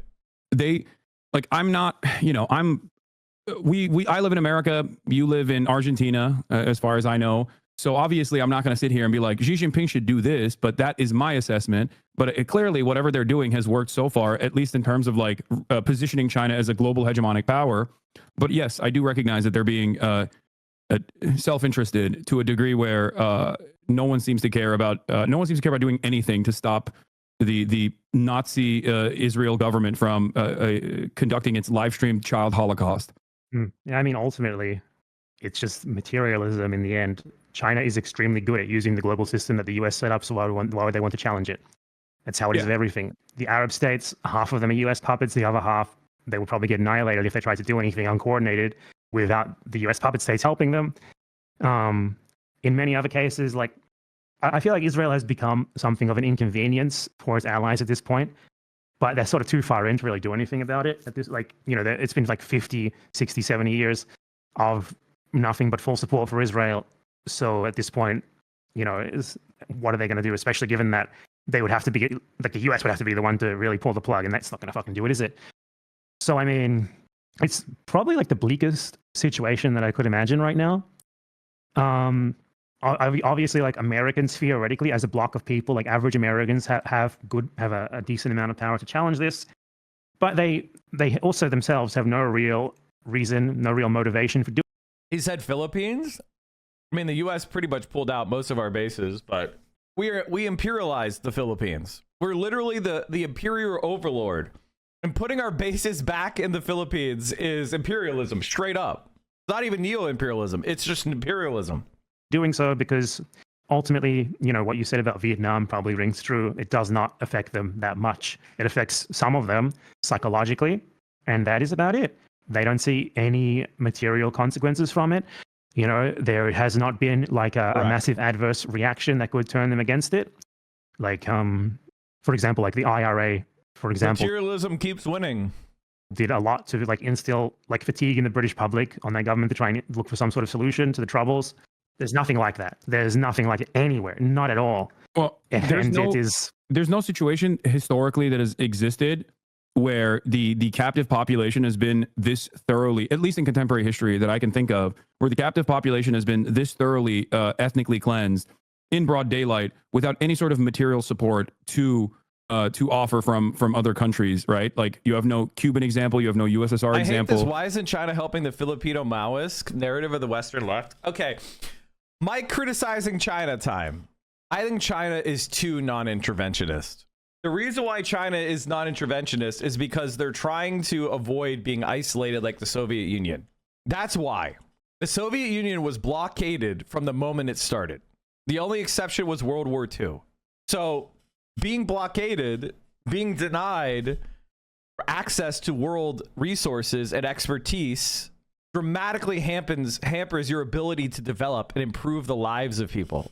Like human beings do better with more cooperation and more access to the bounties of human labor around the world.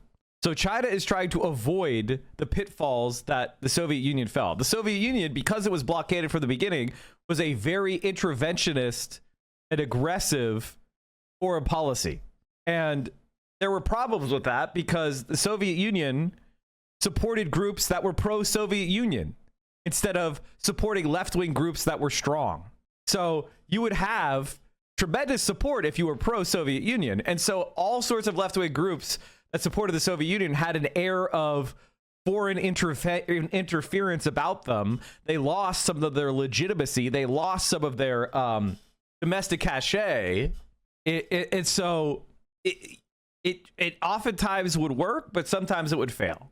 China has gone way too far in the other direction. They have this like Star Trek mentality, which is it's like not intervention. Are you going to treat us with respect? We'll treat you with respect. That's it. We have no opinion. We are not trying to, influence your domestic politics at all. And that is too far of an extreme. They should be doing a bit more to take the position of world leader. And that's stand up against the worst of the worst. Like, for example, Israel. And the role that they might have played in the ANC's efforts to resist against the apartheid structure in South Africa. And you certainly don't have American congresspersons doing arms trafficking to Hamas in the way that they did to the IRA. You had American conservative politicians of Irish background doing arms shipments to the IRA at a certain point. You could fundraise for the IRA in American bars, right? So very, very different set of circumstances here. And this coming also after the expanded surveillance state in the aftermath of the war on terror with a shit ton of social conditioning that Americans totally signed off on in terms of like Muslims and Arabs being worthy of only death and destruction. And they're all, rapist, barbaric hordes. They're all ISIS. This kind of attitude is reflected broadly in American society or in Western society in general. But that's the silver lining that I see, because in spite of all of that, I think there's only so much dead children that the average Americans can look at and go, this is completely unacceptable. Like, this is fucked up. Now, you're not wrong when you say there's not enough mobilization happening. People are not fucking shit up in an effort to make this costly, this undying allegiance to Israel costly. And you're not wrong on that. But I do think that given how much the public sentiment has shifted in such a short period of time, even though it was incredibly costly in terms of the deaths of hundreds of thousands of Palestinians at this point, even though the numbers say, 63,000? I think that's a severe undercount. There is still, I think that there is still always, it's something that I will always push for, regardless of how hopeless I feel, is to mobilize Americans. You can try your best. It is absolutely true that in an ideal world, like the number one way to fight this would be to mobilize people in the US, Europe, Australia, Canada, these places which are Israel's primary backers. And, many of us have mobilized. Many people have tried to do stuff, protested and stuff. But clearly, these governments are immune to this sort of pressure at this point. They don't give a shit about it. Like, Kamala Harris would rather lose the election than moderate on Israel. Nobody was calling for her to say, we need to invoke the Genocide Convention and invade Israel to do regime change, right? She wasn't saying we need to shoot down every IDF fighter jet, right? Nobody was asking for my position on Israel, which is invasion, humanitarian intervention, a capture of their political class, and full-blown reconstruction of the entire society. Like, that is my position on Israel. That's not what I'm demanding. I'm demanding the U.S. simply stop supporting Israel financially and militarily and diplomatically, and sanction it for violating the Genocide Convention and the Apartheid Convention. That's what I support. That's also not what people were even demanding. They were just demanding that she stop sending Israel weapons and apply diplomatic pressure to Benjamin Netanyahu. She couldn't even moderate in that microscopic way. She would rather lose the election, and she fucking did. Really, almost nothing has really changed. Like, the Israelis is literally under investigation for genocide at the ICJ, for example. I would say at this point, they are probably actually going to, it's going to be ruled against them. They're actually going to be found to have committed genocide in Gaza, and that is a huge fucking deal for a UN court, because they've done nothing to to convince the court that they aren't doing that, ever since the case started. But I mean, I might be wrong there, because it is still a UN court. It's still a court that is ultimately run by the US and all of this, that even though pretend it isn't. But I mean, a lot of that is going to be in, all these people on the court are like very prominent judges who would not want to sully their name by making an intentionally stupid decision just in the name of politics. So we'll see what happens there. But my point is, like, when you have basically like both of the most important judicial bodies in international law with serious cases against Israel, and you also have like hundreds of thousands of people in the street protesting in almost every single one of the countries that is supporting Israel, in some cases like week after week, it's clear that something has shifted here, and like from how things were 30 to 40 years ago, especially. Yeah. And the number one thing that I can think of is somehow the internet has made it easier to ignore this shit. I can't exactly articulate how exactly, but it's obviously the most prominent change in the world aside from the fall of the Soviet Union, which is probably bigger, I forgot where I was going with that, actually. I'm a fucking moron. Well, but what I was going to say was like, I don't know what I was going to say. Okay. Well, what I was going to say is perception. I recognize all of that. And part of why I try to communicate these issues in the way that I do, even though I say almost the exact same things that you have said so far in this conversation, not signing off on everything that you say off stream or on social media. You disagree with? Ooh, yeah, that's a good one. We can get to that, but we're having a productive conversation right now. But we have to yell at each other. I have to speak. I have to play video clips over you like Ethan Klein did. Yeah, I'll move into that in a second. But the reason why, for example, why did I broach the subject of Israel with Bernie on First Amendment grounds and the unlawful detention and possible deportation of Mahmoud Khalil?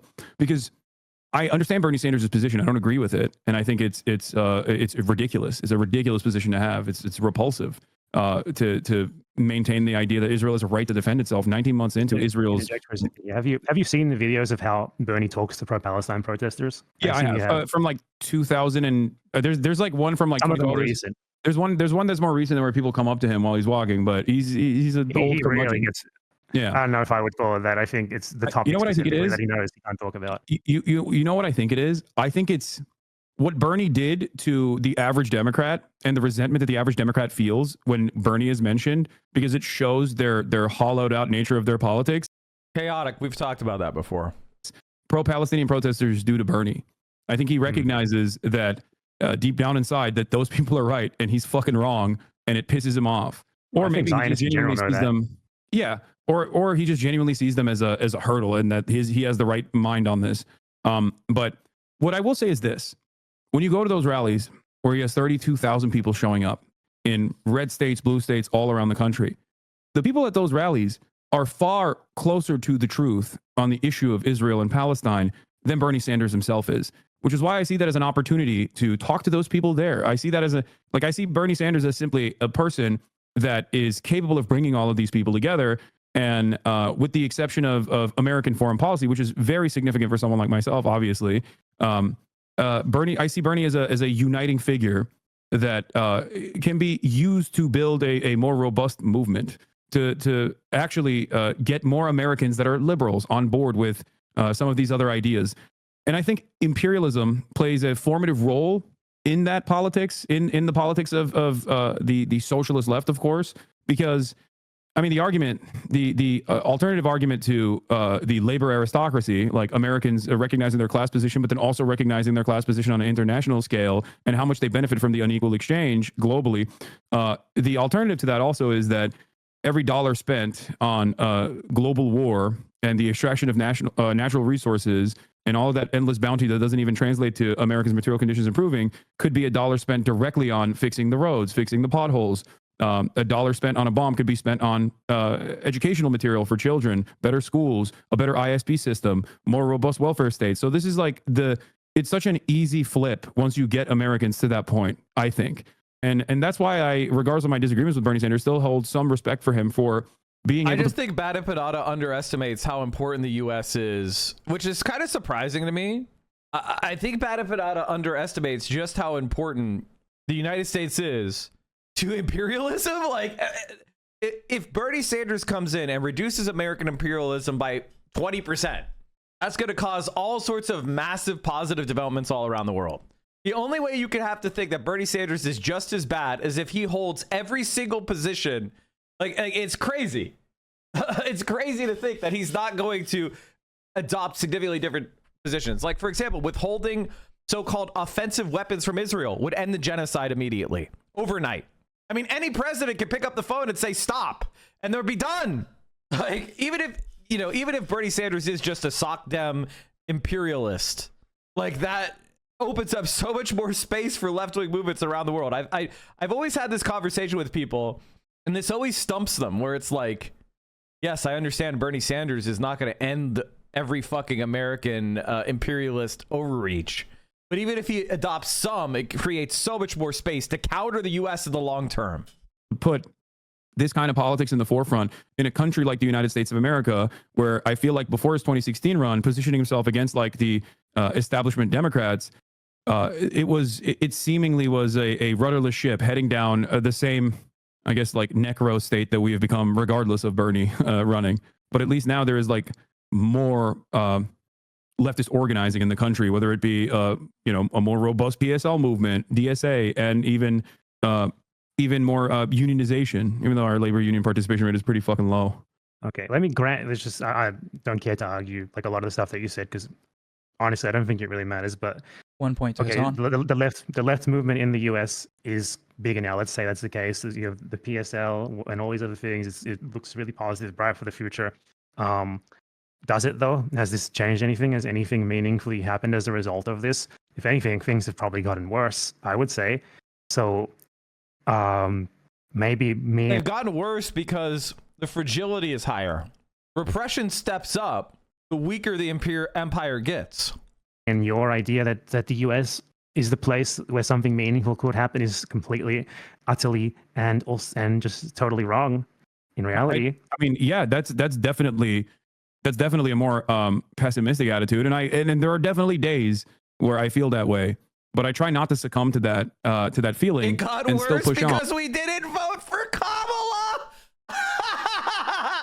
I have zero regrets for not voting for Kamala Harris, because if I voted for Kamala Harris, the exact same genocide would be happening, except liberals will be screaming into my ear how she can't do anything, right? Since Kamala Harris is also, just so you know, not condemning what Israel is doing. If you believe Kamala Harris will be better, where's Kamala Harris? She can tweet. She's unemployed. She can go on Twitter right now and say Israel should let in supplies right now. She's not saying a goddamn thing. You're delusional. Why are you so delusional? Where does this delusion come from? I don't get it. Are you trying to troll? Is it just to troll me? Like, it's not working. It's funny that you think that.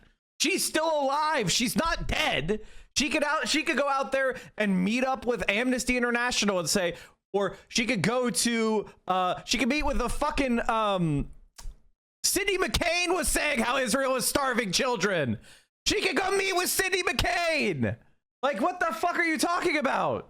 On knowing full well that, like, look, this movement is still marginal, it's still tiny, but it grows every single day, and that's ultimately a good thing, because who knows where we might be at. And at the end of the day, the least that the American left could do is like try to get concessions and to try to get America to step away to the best of our ability from the global stage when the decline of empire is setting in. If you want to get concessions, the best thing to do is to immediately, each and every one of you, break with the Democratic Party already now and get to work. You've had decades to do it. It's probably too late, but why not try? Because what you're doing right now isn't doing anything anyway. So what's the difference? You want a great example? I'm not against that. Precisely. I'm not saying you're not. I'm not arguing with you. I'm just saying it doesn't have to be an argument. Everything doesn't have to be a yelling match. Yeah, I think Bernie probably is the best possible option we had to do that too. I mean, there was in 2016. I even thought, like, he might be something special. He might have been, if he had been elected, he might have been different. He had the balls back then to call out obvious shit, like, there was a coup in Bolivia, basic shit like that literally no one else in the US was saying. Yeah, stuff like that. And since then, he's just sort of become a shadow of himself. I mean, he's old as well. Or even running as a major party candidate, running to like the Democrats chose to lose rather than let him win. It's just a shame that after that, he didn't really do anything. Like, if anything, that experience turned him into more of an establishment guy than he was before. And that's just sad. But I mean, what I was going to say is that look at the Luigi Mangione thing recently.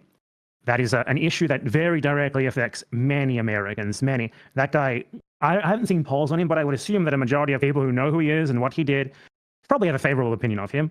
But it still hasn't resulted in anything. Like, nothing has come of it at all. There was like a week period where like conservatives and liberals met together in parks and talked about how cool Luigi was and like how the healthcare system is really fucked up. And then everyone just went right back to what they were doing before, and nothing has fundamentally changed. Nothing has really fundamentally been inspired by what was an act that I would have thought would inspire that sort of thing in a country where people, or at least a time, maybe it's not even the US, maybe just the time period that we live in, where people were ripe to actually take risks to try and seek meaningful change. This isn't happening anymore. And it's not just the US where this isn't happening. I mean, I live in Argentina, as you so astutely said.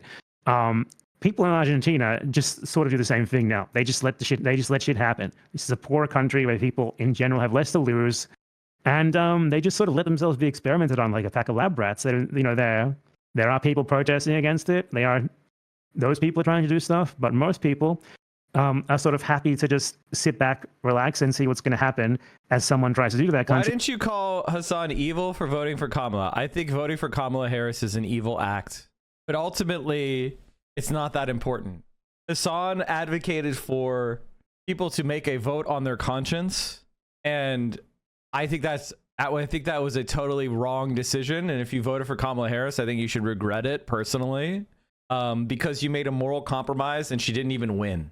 Like, you did something really depraved and it didn't even work. It's like trying to rob a bank, shooting someone, and then walking out with Monopoly money. Like, just disgusting. The same thing that has already been done to that country 50 times before and never worked in those times either. I think part of that is also because of the treat economy. Like, Americans are pacified by the bountiful treats that they have at their disposal. So yeah, I mean, and a part of those treats is the internet and social media as well. Here's that too, for sure. That's also a treat. But what I was going to say is this, okay? I fear that if the only alternative is socialism or barbarism, right? I fear that without proper political education, without any class consciousness, without any mechanisms of pushback, without any sort of like structural organizing on the labor front, that when all of this crumbles inevitably, and I do think it will, all we will have is a fascist movement, and that's already kind of happening anyway. So that's my big fear, and that's what I try to. That's why I try to do everything in my power to, one, talk to international leftist movements, regardless of how social democratically aligned they are, or even people like Mélenchon, in an effort to try to get people to organize and move in the positive direction, even if change doesn't seem immediate. Well, I think I'm not specifically accusing you here or anything, but if there's one thing that you could do with your content that might maybe help you use the position that you're in to do something that might actually matter, it is really actually start encouraging people to work outside of the Democratic Party and lead by example as well. Like, if you're going to talk to Bernie Sanders again, scream at him in the face. Scream at him. Scream. Use that one opportunity. Like, I mean, how many more chances are you going to have to talk to Bernie Sanders, really, right? He's very old. He is very old. Yeah, I mean, I don't think I'll screaming at him. Okay, I don't mean like literally scream at him, but I mean get combative. Put on a public spectacle of it. I think, well, see, that's what give him a Kanye West. George Bush doesn't care about black people. Why not? I think Ash Sarkar had a really productive conversation with Bernie that people use all the time, where she presented some of these questions because she had a You talk tough to anyone but Hassan, pussy. Be more like Bad Empanada. I criticize Hassan all the time. Also, you're gonna have to pay me money to talk. Let me know when you pay up. A longer, like, an opportunity to have a longer conversation with him. If I'm not have that with you, you're way bigger than her. Yeah, I think because he's had that conversation once already, he's probably a little bit more worried. Or, I mean, I don't think he would run away from having that conversation with me either. It's just that I guess the planets haven't aligned. But yeah, no, I think that it's important to ask these questions. I don't think it's unproductive. That was never my. I don't think it's that important to talk to him about Israel specifically, because obviously he's steadfast in that. Well, I did bring up the most important third-party thing to do would be the third party thing. And no, I did ask him that. Did you? Yeah, that was the other. Because those are my two main questions. Was like, what kind of initiatives does he want? The three questions I have for Bernie and for AOC in general, but like especially for Bernie, were do you think that, you know, we could build a robust third party movement in this country, and like what are the steps to take to do so? And then the other question was obviously going to be about like what are the direct actions that they want to engage with in terms of tackling the issue of like how this administration is using Israel as a way to undermine the First Amendment, because that is precisely what's happening. Like I am trying to frame it I'm trying to frame these questions, or try to get people to ask these questions within the framework of American understanding, like recognizing the selfishness of the average American, recognizing American exceptionalism and American individualism. I think that those are areas that bear fruit. That's something that creates a lot of resentment for average Americans, because like, other than that, they're like, okay, Israel's killing a bunch of Muslims over there. Sure, it seems kind of fucked up, but the way to get Americans, the way to engage Americans on this issue, the best possible way to do that is by, one, talking about tax dollars being spent there, because they're very selfish, and that's something that pisses them off. And two, talk about how this foreign nation has an incredible amount of power over American politics, and that the current administration is using defending Israel as a way to erode civil liberties that Americans enjoy. So he should speak to Jay Sakai next. Should I perma you? Should I perma you or just time you out for a week? What do you think? What do you guys think? A week, or we'll just do a week? That's what I'm trying to do. I feel like if you appeal to people on the basis of their selfishness, then you're going to have to keep engaging with them. What's wrong with Sakai? Do you want a day or do you want a week? We'll just do an hour for you. I'm feeling generous. On that basis. Who wants timed out? Who wants timed out and banned? Who wants timed out and banned? And, no, that's just a broach. Here's just so you understand, chat. If you promote Intel Pro CIA leftism in this chat, I will just perma you. I won't even bother explaining to you why, because you're actually too stupid and your brain don't work too good. Like I'd rather just perma you than have you in this community shitting up the place. The conversation to open up the door to. Okay, but you broach the conversation, right? So it's kind of like you're intentionally approaching it from a position that you yourself don't really believe is the right way to do it. And I think I'm too stupid to know the reference. Good.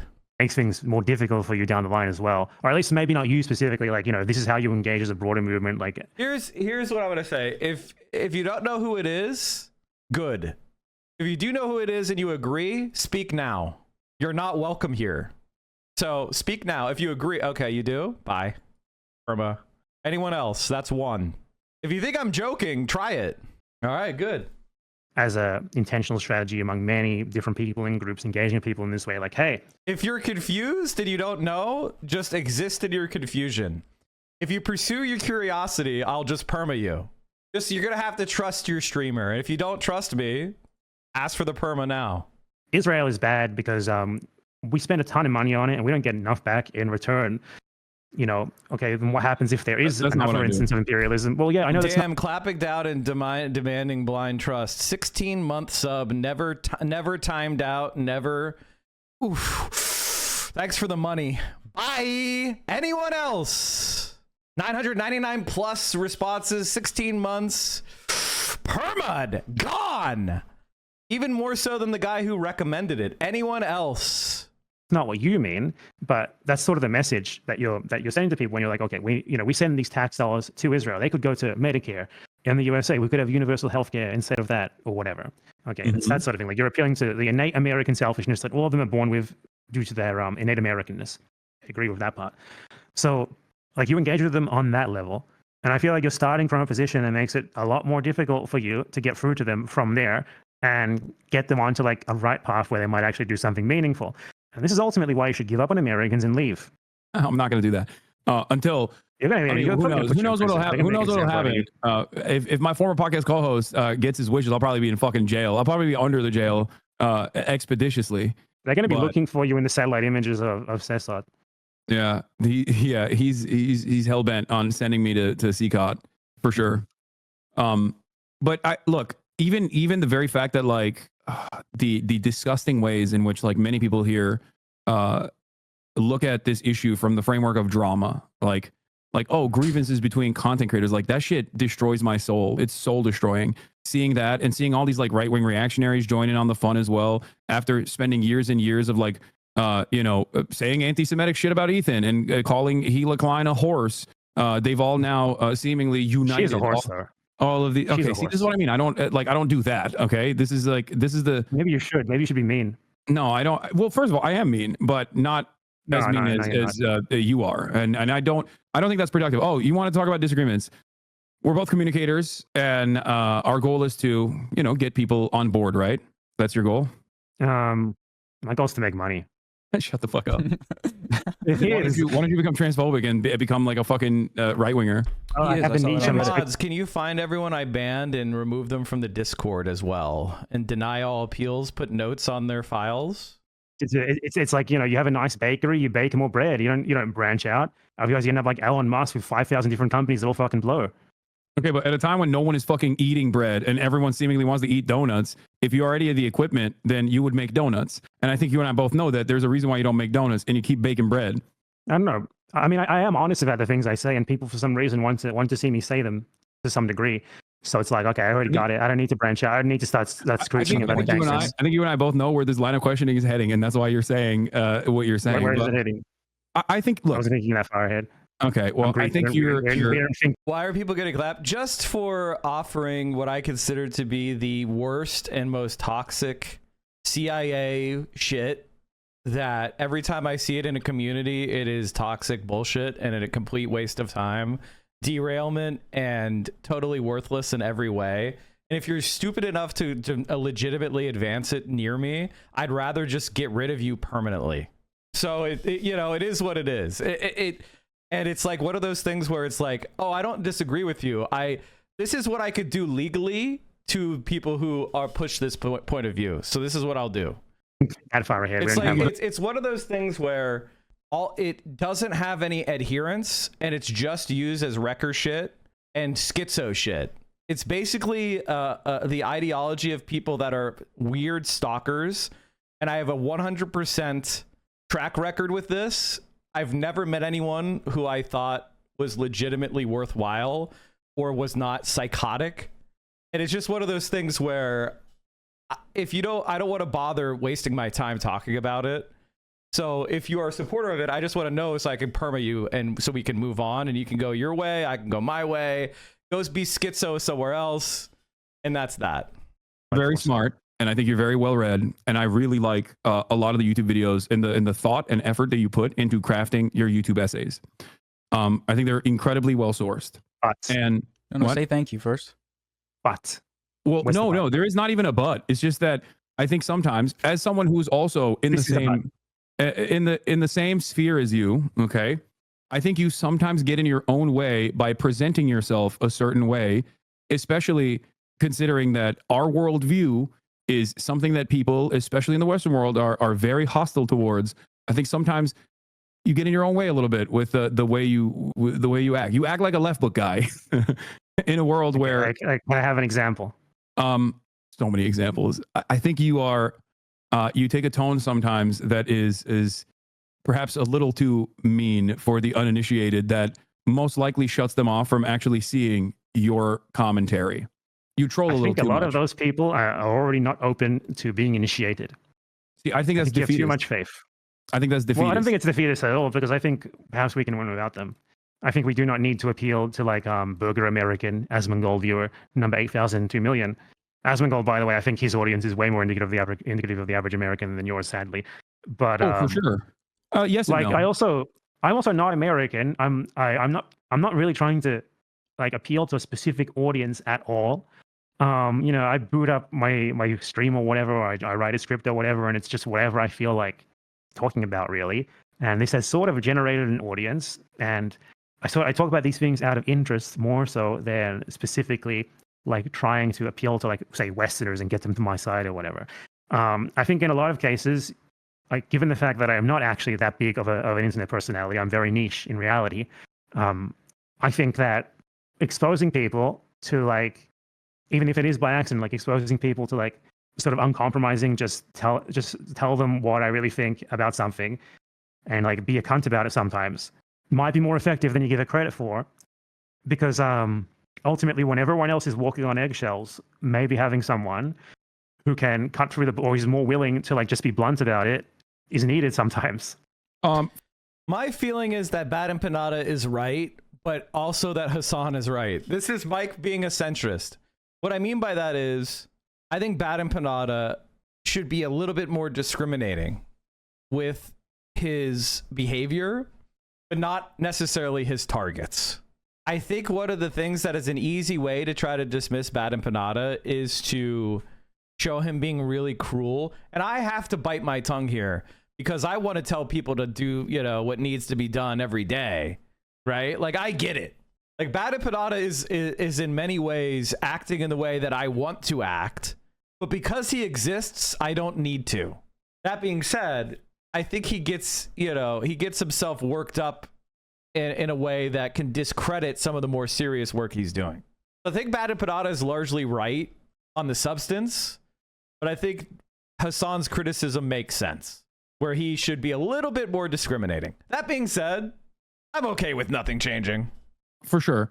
I don't even think that you and I are in disagreement on any of the major points that you've brought up. I guess maybe the only one would be like the framework of like I work with like liberal Zionists or something, which we can talk about, but let's shelf that for a brief moment. The thing I'm thinking of is like they say, what I'm saying to you is so silly for me to say, because that's exactly what people say to me all the fucking time, right? But I don't think the people that say that to me are anything you've heard about me, throw it at me. I love it. It's fun for me. Yeah, no, Getting the specifics is good. I feel like, because I've talked to him about it before, and I'm like, I heard this thing, and then he's like, well, this is what happened, and I'm like, oh, okay, that makes sense. Yeah, no, I guess like some What's of the worst stuff, thing that someone has told you about me? No, I know like the fucking the pedophile stuff is like fake. I know all that shit. I know that's not real. Like Not a pedophile. The tweets. The fake That's tweets. an endangered species these days. Regular chatters see themselves as constrained by the same chains that streamers like Mike and Hassan are, when in reality they need to be more like Bad Empanada because they're not streamers. The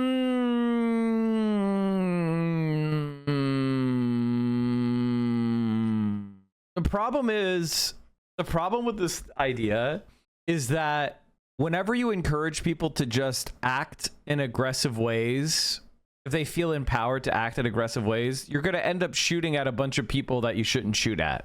If I just say like, oh, go out there and yell at, be cruel to people that you don't like, you're going to target a whole bunch of innocent people, or you're going to misread something and you're going to go off the handle. And I've seen it before. The thing about violence or aggression is that it has to be disciplined. It has to have intelligence. It needs to, you know, be deployed strategically and tactically and surgically. And just empowering people to just be scum out there in the streets, I don't think is a good idea, because you don't have the discipline, you don't have the intelligence, you don't. And when I say intelligence, I don't mean like smarts. I mean like you don't know who you're talking to. You don't know who your enemy is. You don't have enough information. And so you're going to read one tweet or something and interpret it a certain way and start going buck wild when you don't actually know what the fuck you're talking about, or the person meant something else, or you made an error, or it was ambiguous, and you're just going to come across as a dipshit. Bad Empanada is a lot more discriminating with who he goes after. And I trust his instincts when he goes after people a lot more than just saying the chat should go buck wild. I don't like that idea. Like, for example, Bad Empanada was criticizing someone and you joined in to support his criticism of that person. That would be a more effective thing to do. If you see Hassan criticizing someone, joining in with that criticism would be more effective. If you see me criticizing someone, then you jumping in to criticize them would be useful. You see Noah Samson criticizing someone, you see Denham's criticizing, like, you see what I mean? Like, maybe try to follow people that are a little bit more constrained or a little bit more expert in finding appropriate targets. You know, there's only certain things that we can say and things that we can't say. So, you know, you have a little bit more freedom. And the thing about combativeness is combativeness has to be levied by other things. If you're just 100% an attack dog, it loses its efficacy. The fake, first of all, pedophiles are not an endangered species. Holy fuck. There was apparently. I mean, someone who's not a pedophile, I mean. Oh, yeah. Okay. But it's this is also like somewhat of an unproductive conversation to have from my estimate, from the way I see it. Because like, we're here to fundraise. We're not here to have productive conversations. No, I know, but it's still, I don't want to ever come across like I'm just like scolding you. Like, do whatever the fuck you want to do. You know what I mean? Like, I don't care. You can scold me as much as you want. No, because I'm not scolding you. I just want to make that clear that because I think a lot of people get parasocial, even in your audience or in my audience as well. And that fucking annoys me to no end when people are like, Bad Empanada said this, or I'm sure my fans will come into your chat and be like, I hate it as well, where it's like, I don't know, like I was streaming the other day and people were like, yo, Hassan's talking about you. And I'm like, who fucking goaded him into doing that? Yeah, it's just, it's annoying because like, you're not someone that I consider to be an ideological enemy at all. Which is why I don't even think it's like productive to be like, you did this, you did that, because it comes across as scoldy and silly. And then people will use that against you or use that against me in the future as well. But I guess like it's shit. Like, I understand the point that you were making when you were doing the Alexa Flood game on Steam that you were playing. Like, I understand the broader point that you're making. This game was something that my chat wanted me to play a long ass time ago, like far before October 7, because I think it was out, or a different version of that game was out in the past, where it's flipping the script on Call of Duty, right? Because like, it's totally fine when you play Call of Duty. Nobody even thinks it's political. They think it's apolitical unless there's a woman operator. But when you flip the script and you give the guns in the hands of like Hamas operatives or Palestinian resistance groups, and all of a sudden it's considered to be completely unacceptable and very dangerous. But like doing the doing the Alexa Flood thing while also like looking for Gila Klein by name specifically, you have to understand. That didn't happen. That fight didn't happen. I never mentioned her name. Secretary. Let me explain what happened there, okay? So Ethan he misconstrued a clip where I was in that game, and the AI in that game is it's either the AI is very good or it's very bad. And by that I mean, I don't know if the designer intended for the opponents to be really stupid or not. So like, my first experience in that game is like, I walk up to 2 Israeli soldiers right next to them and they don't react. And I said, are these a bunch of Ethan Kleins on an Ozempic binge? Like, as in, are these fucking morons? Are they high on like drugs? And yeah, Ethan Klein took that and he's like, he was saying this is me. He was saying this is me and simulating killing me. That's the sort of thing that he was referring to in that. I think you can understand. Chat, I would like to draw your attention to Noah Samson. I would like to draw your attention to Noah Samson in this moment. He is laughing, what is it, coquettishly? Like, you know what I mean? He's laughing like a dainty, like, he's so feminine coded right now. He's blushing. Like, Bad Empanada is hitting it out of the park right now. What a flirt. I also would like to point out that we are 3.5 hours into the stream, and I forgot to shill. If you enjoy this content, please consider supporting it at tier 1, tier 2, or tier 3 sub. If you have Amazon Prime, you could attach that to your Twitch account. You get 1 free Twitch Prime sub a month. That's like taking $2.50 out of Jeff Bezos' pocket and putting it into mine. And chat, I mean, like, if I don't have 7,000 subs at the end of the month, Ethan Klein will be so happy. And we don't want that, do we? Like, that would be terrible. Like, look at this. Mike. Okay, what is your... I prefer hater behavior 2. I think hater behavior 2 is insane. Mike from PA, to me, is a full-on grifter. One day I'm going to do a video on this guy. He is the most pathetic dipshit on all of Twitch. And just to show you how easy this grift is, this guy is like relatively successful. And he is like not talented. He is vile. And he is cringe as fuck. What's his average view count? Probably like a couple K. Couple K? Does he really get a couple K? Nice. And somehow he still succeeded. You know? He has 7,000 members or something. Every time I see that number, I'm like, whoa.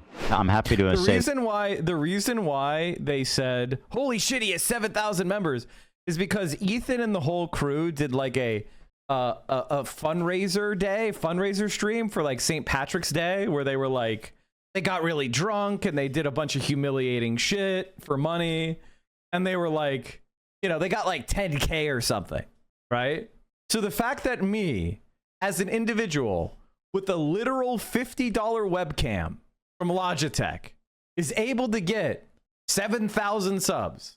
The fact that if Dan went and tried to start streaming, he would be lucky to get a K.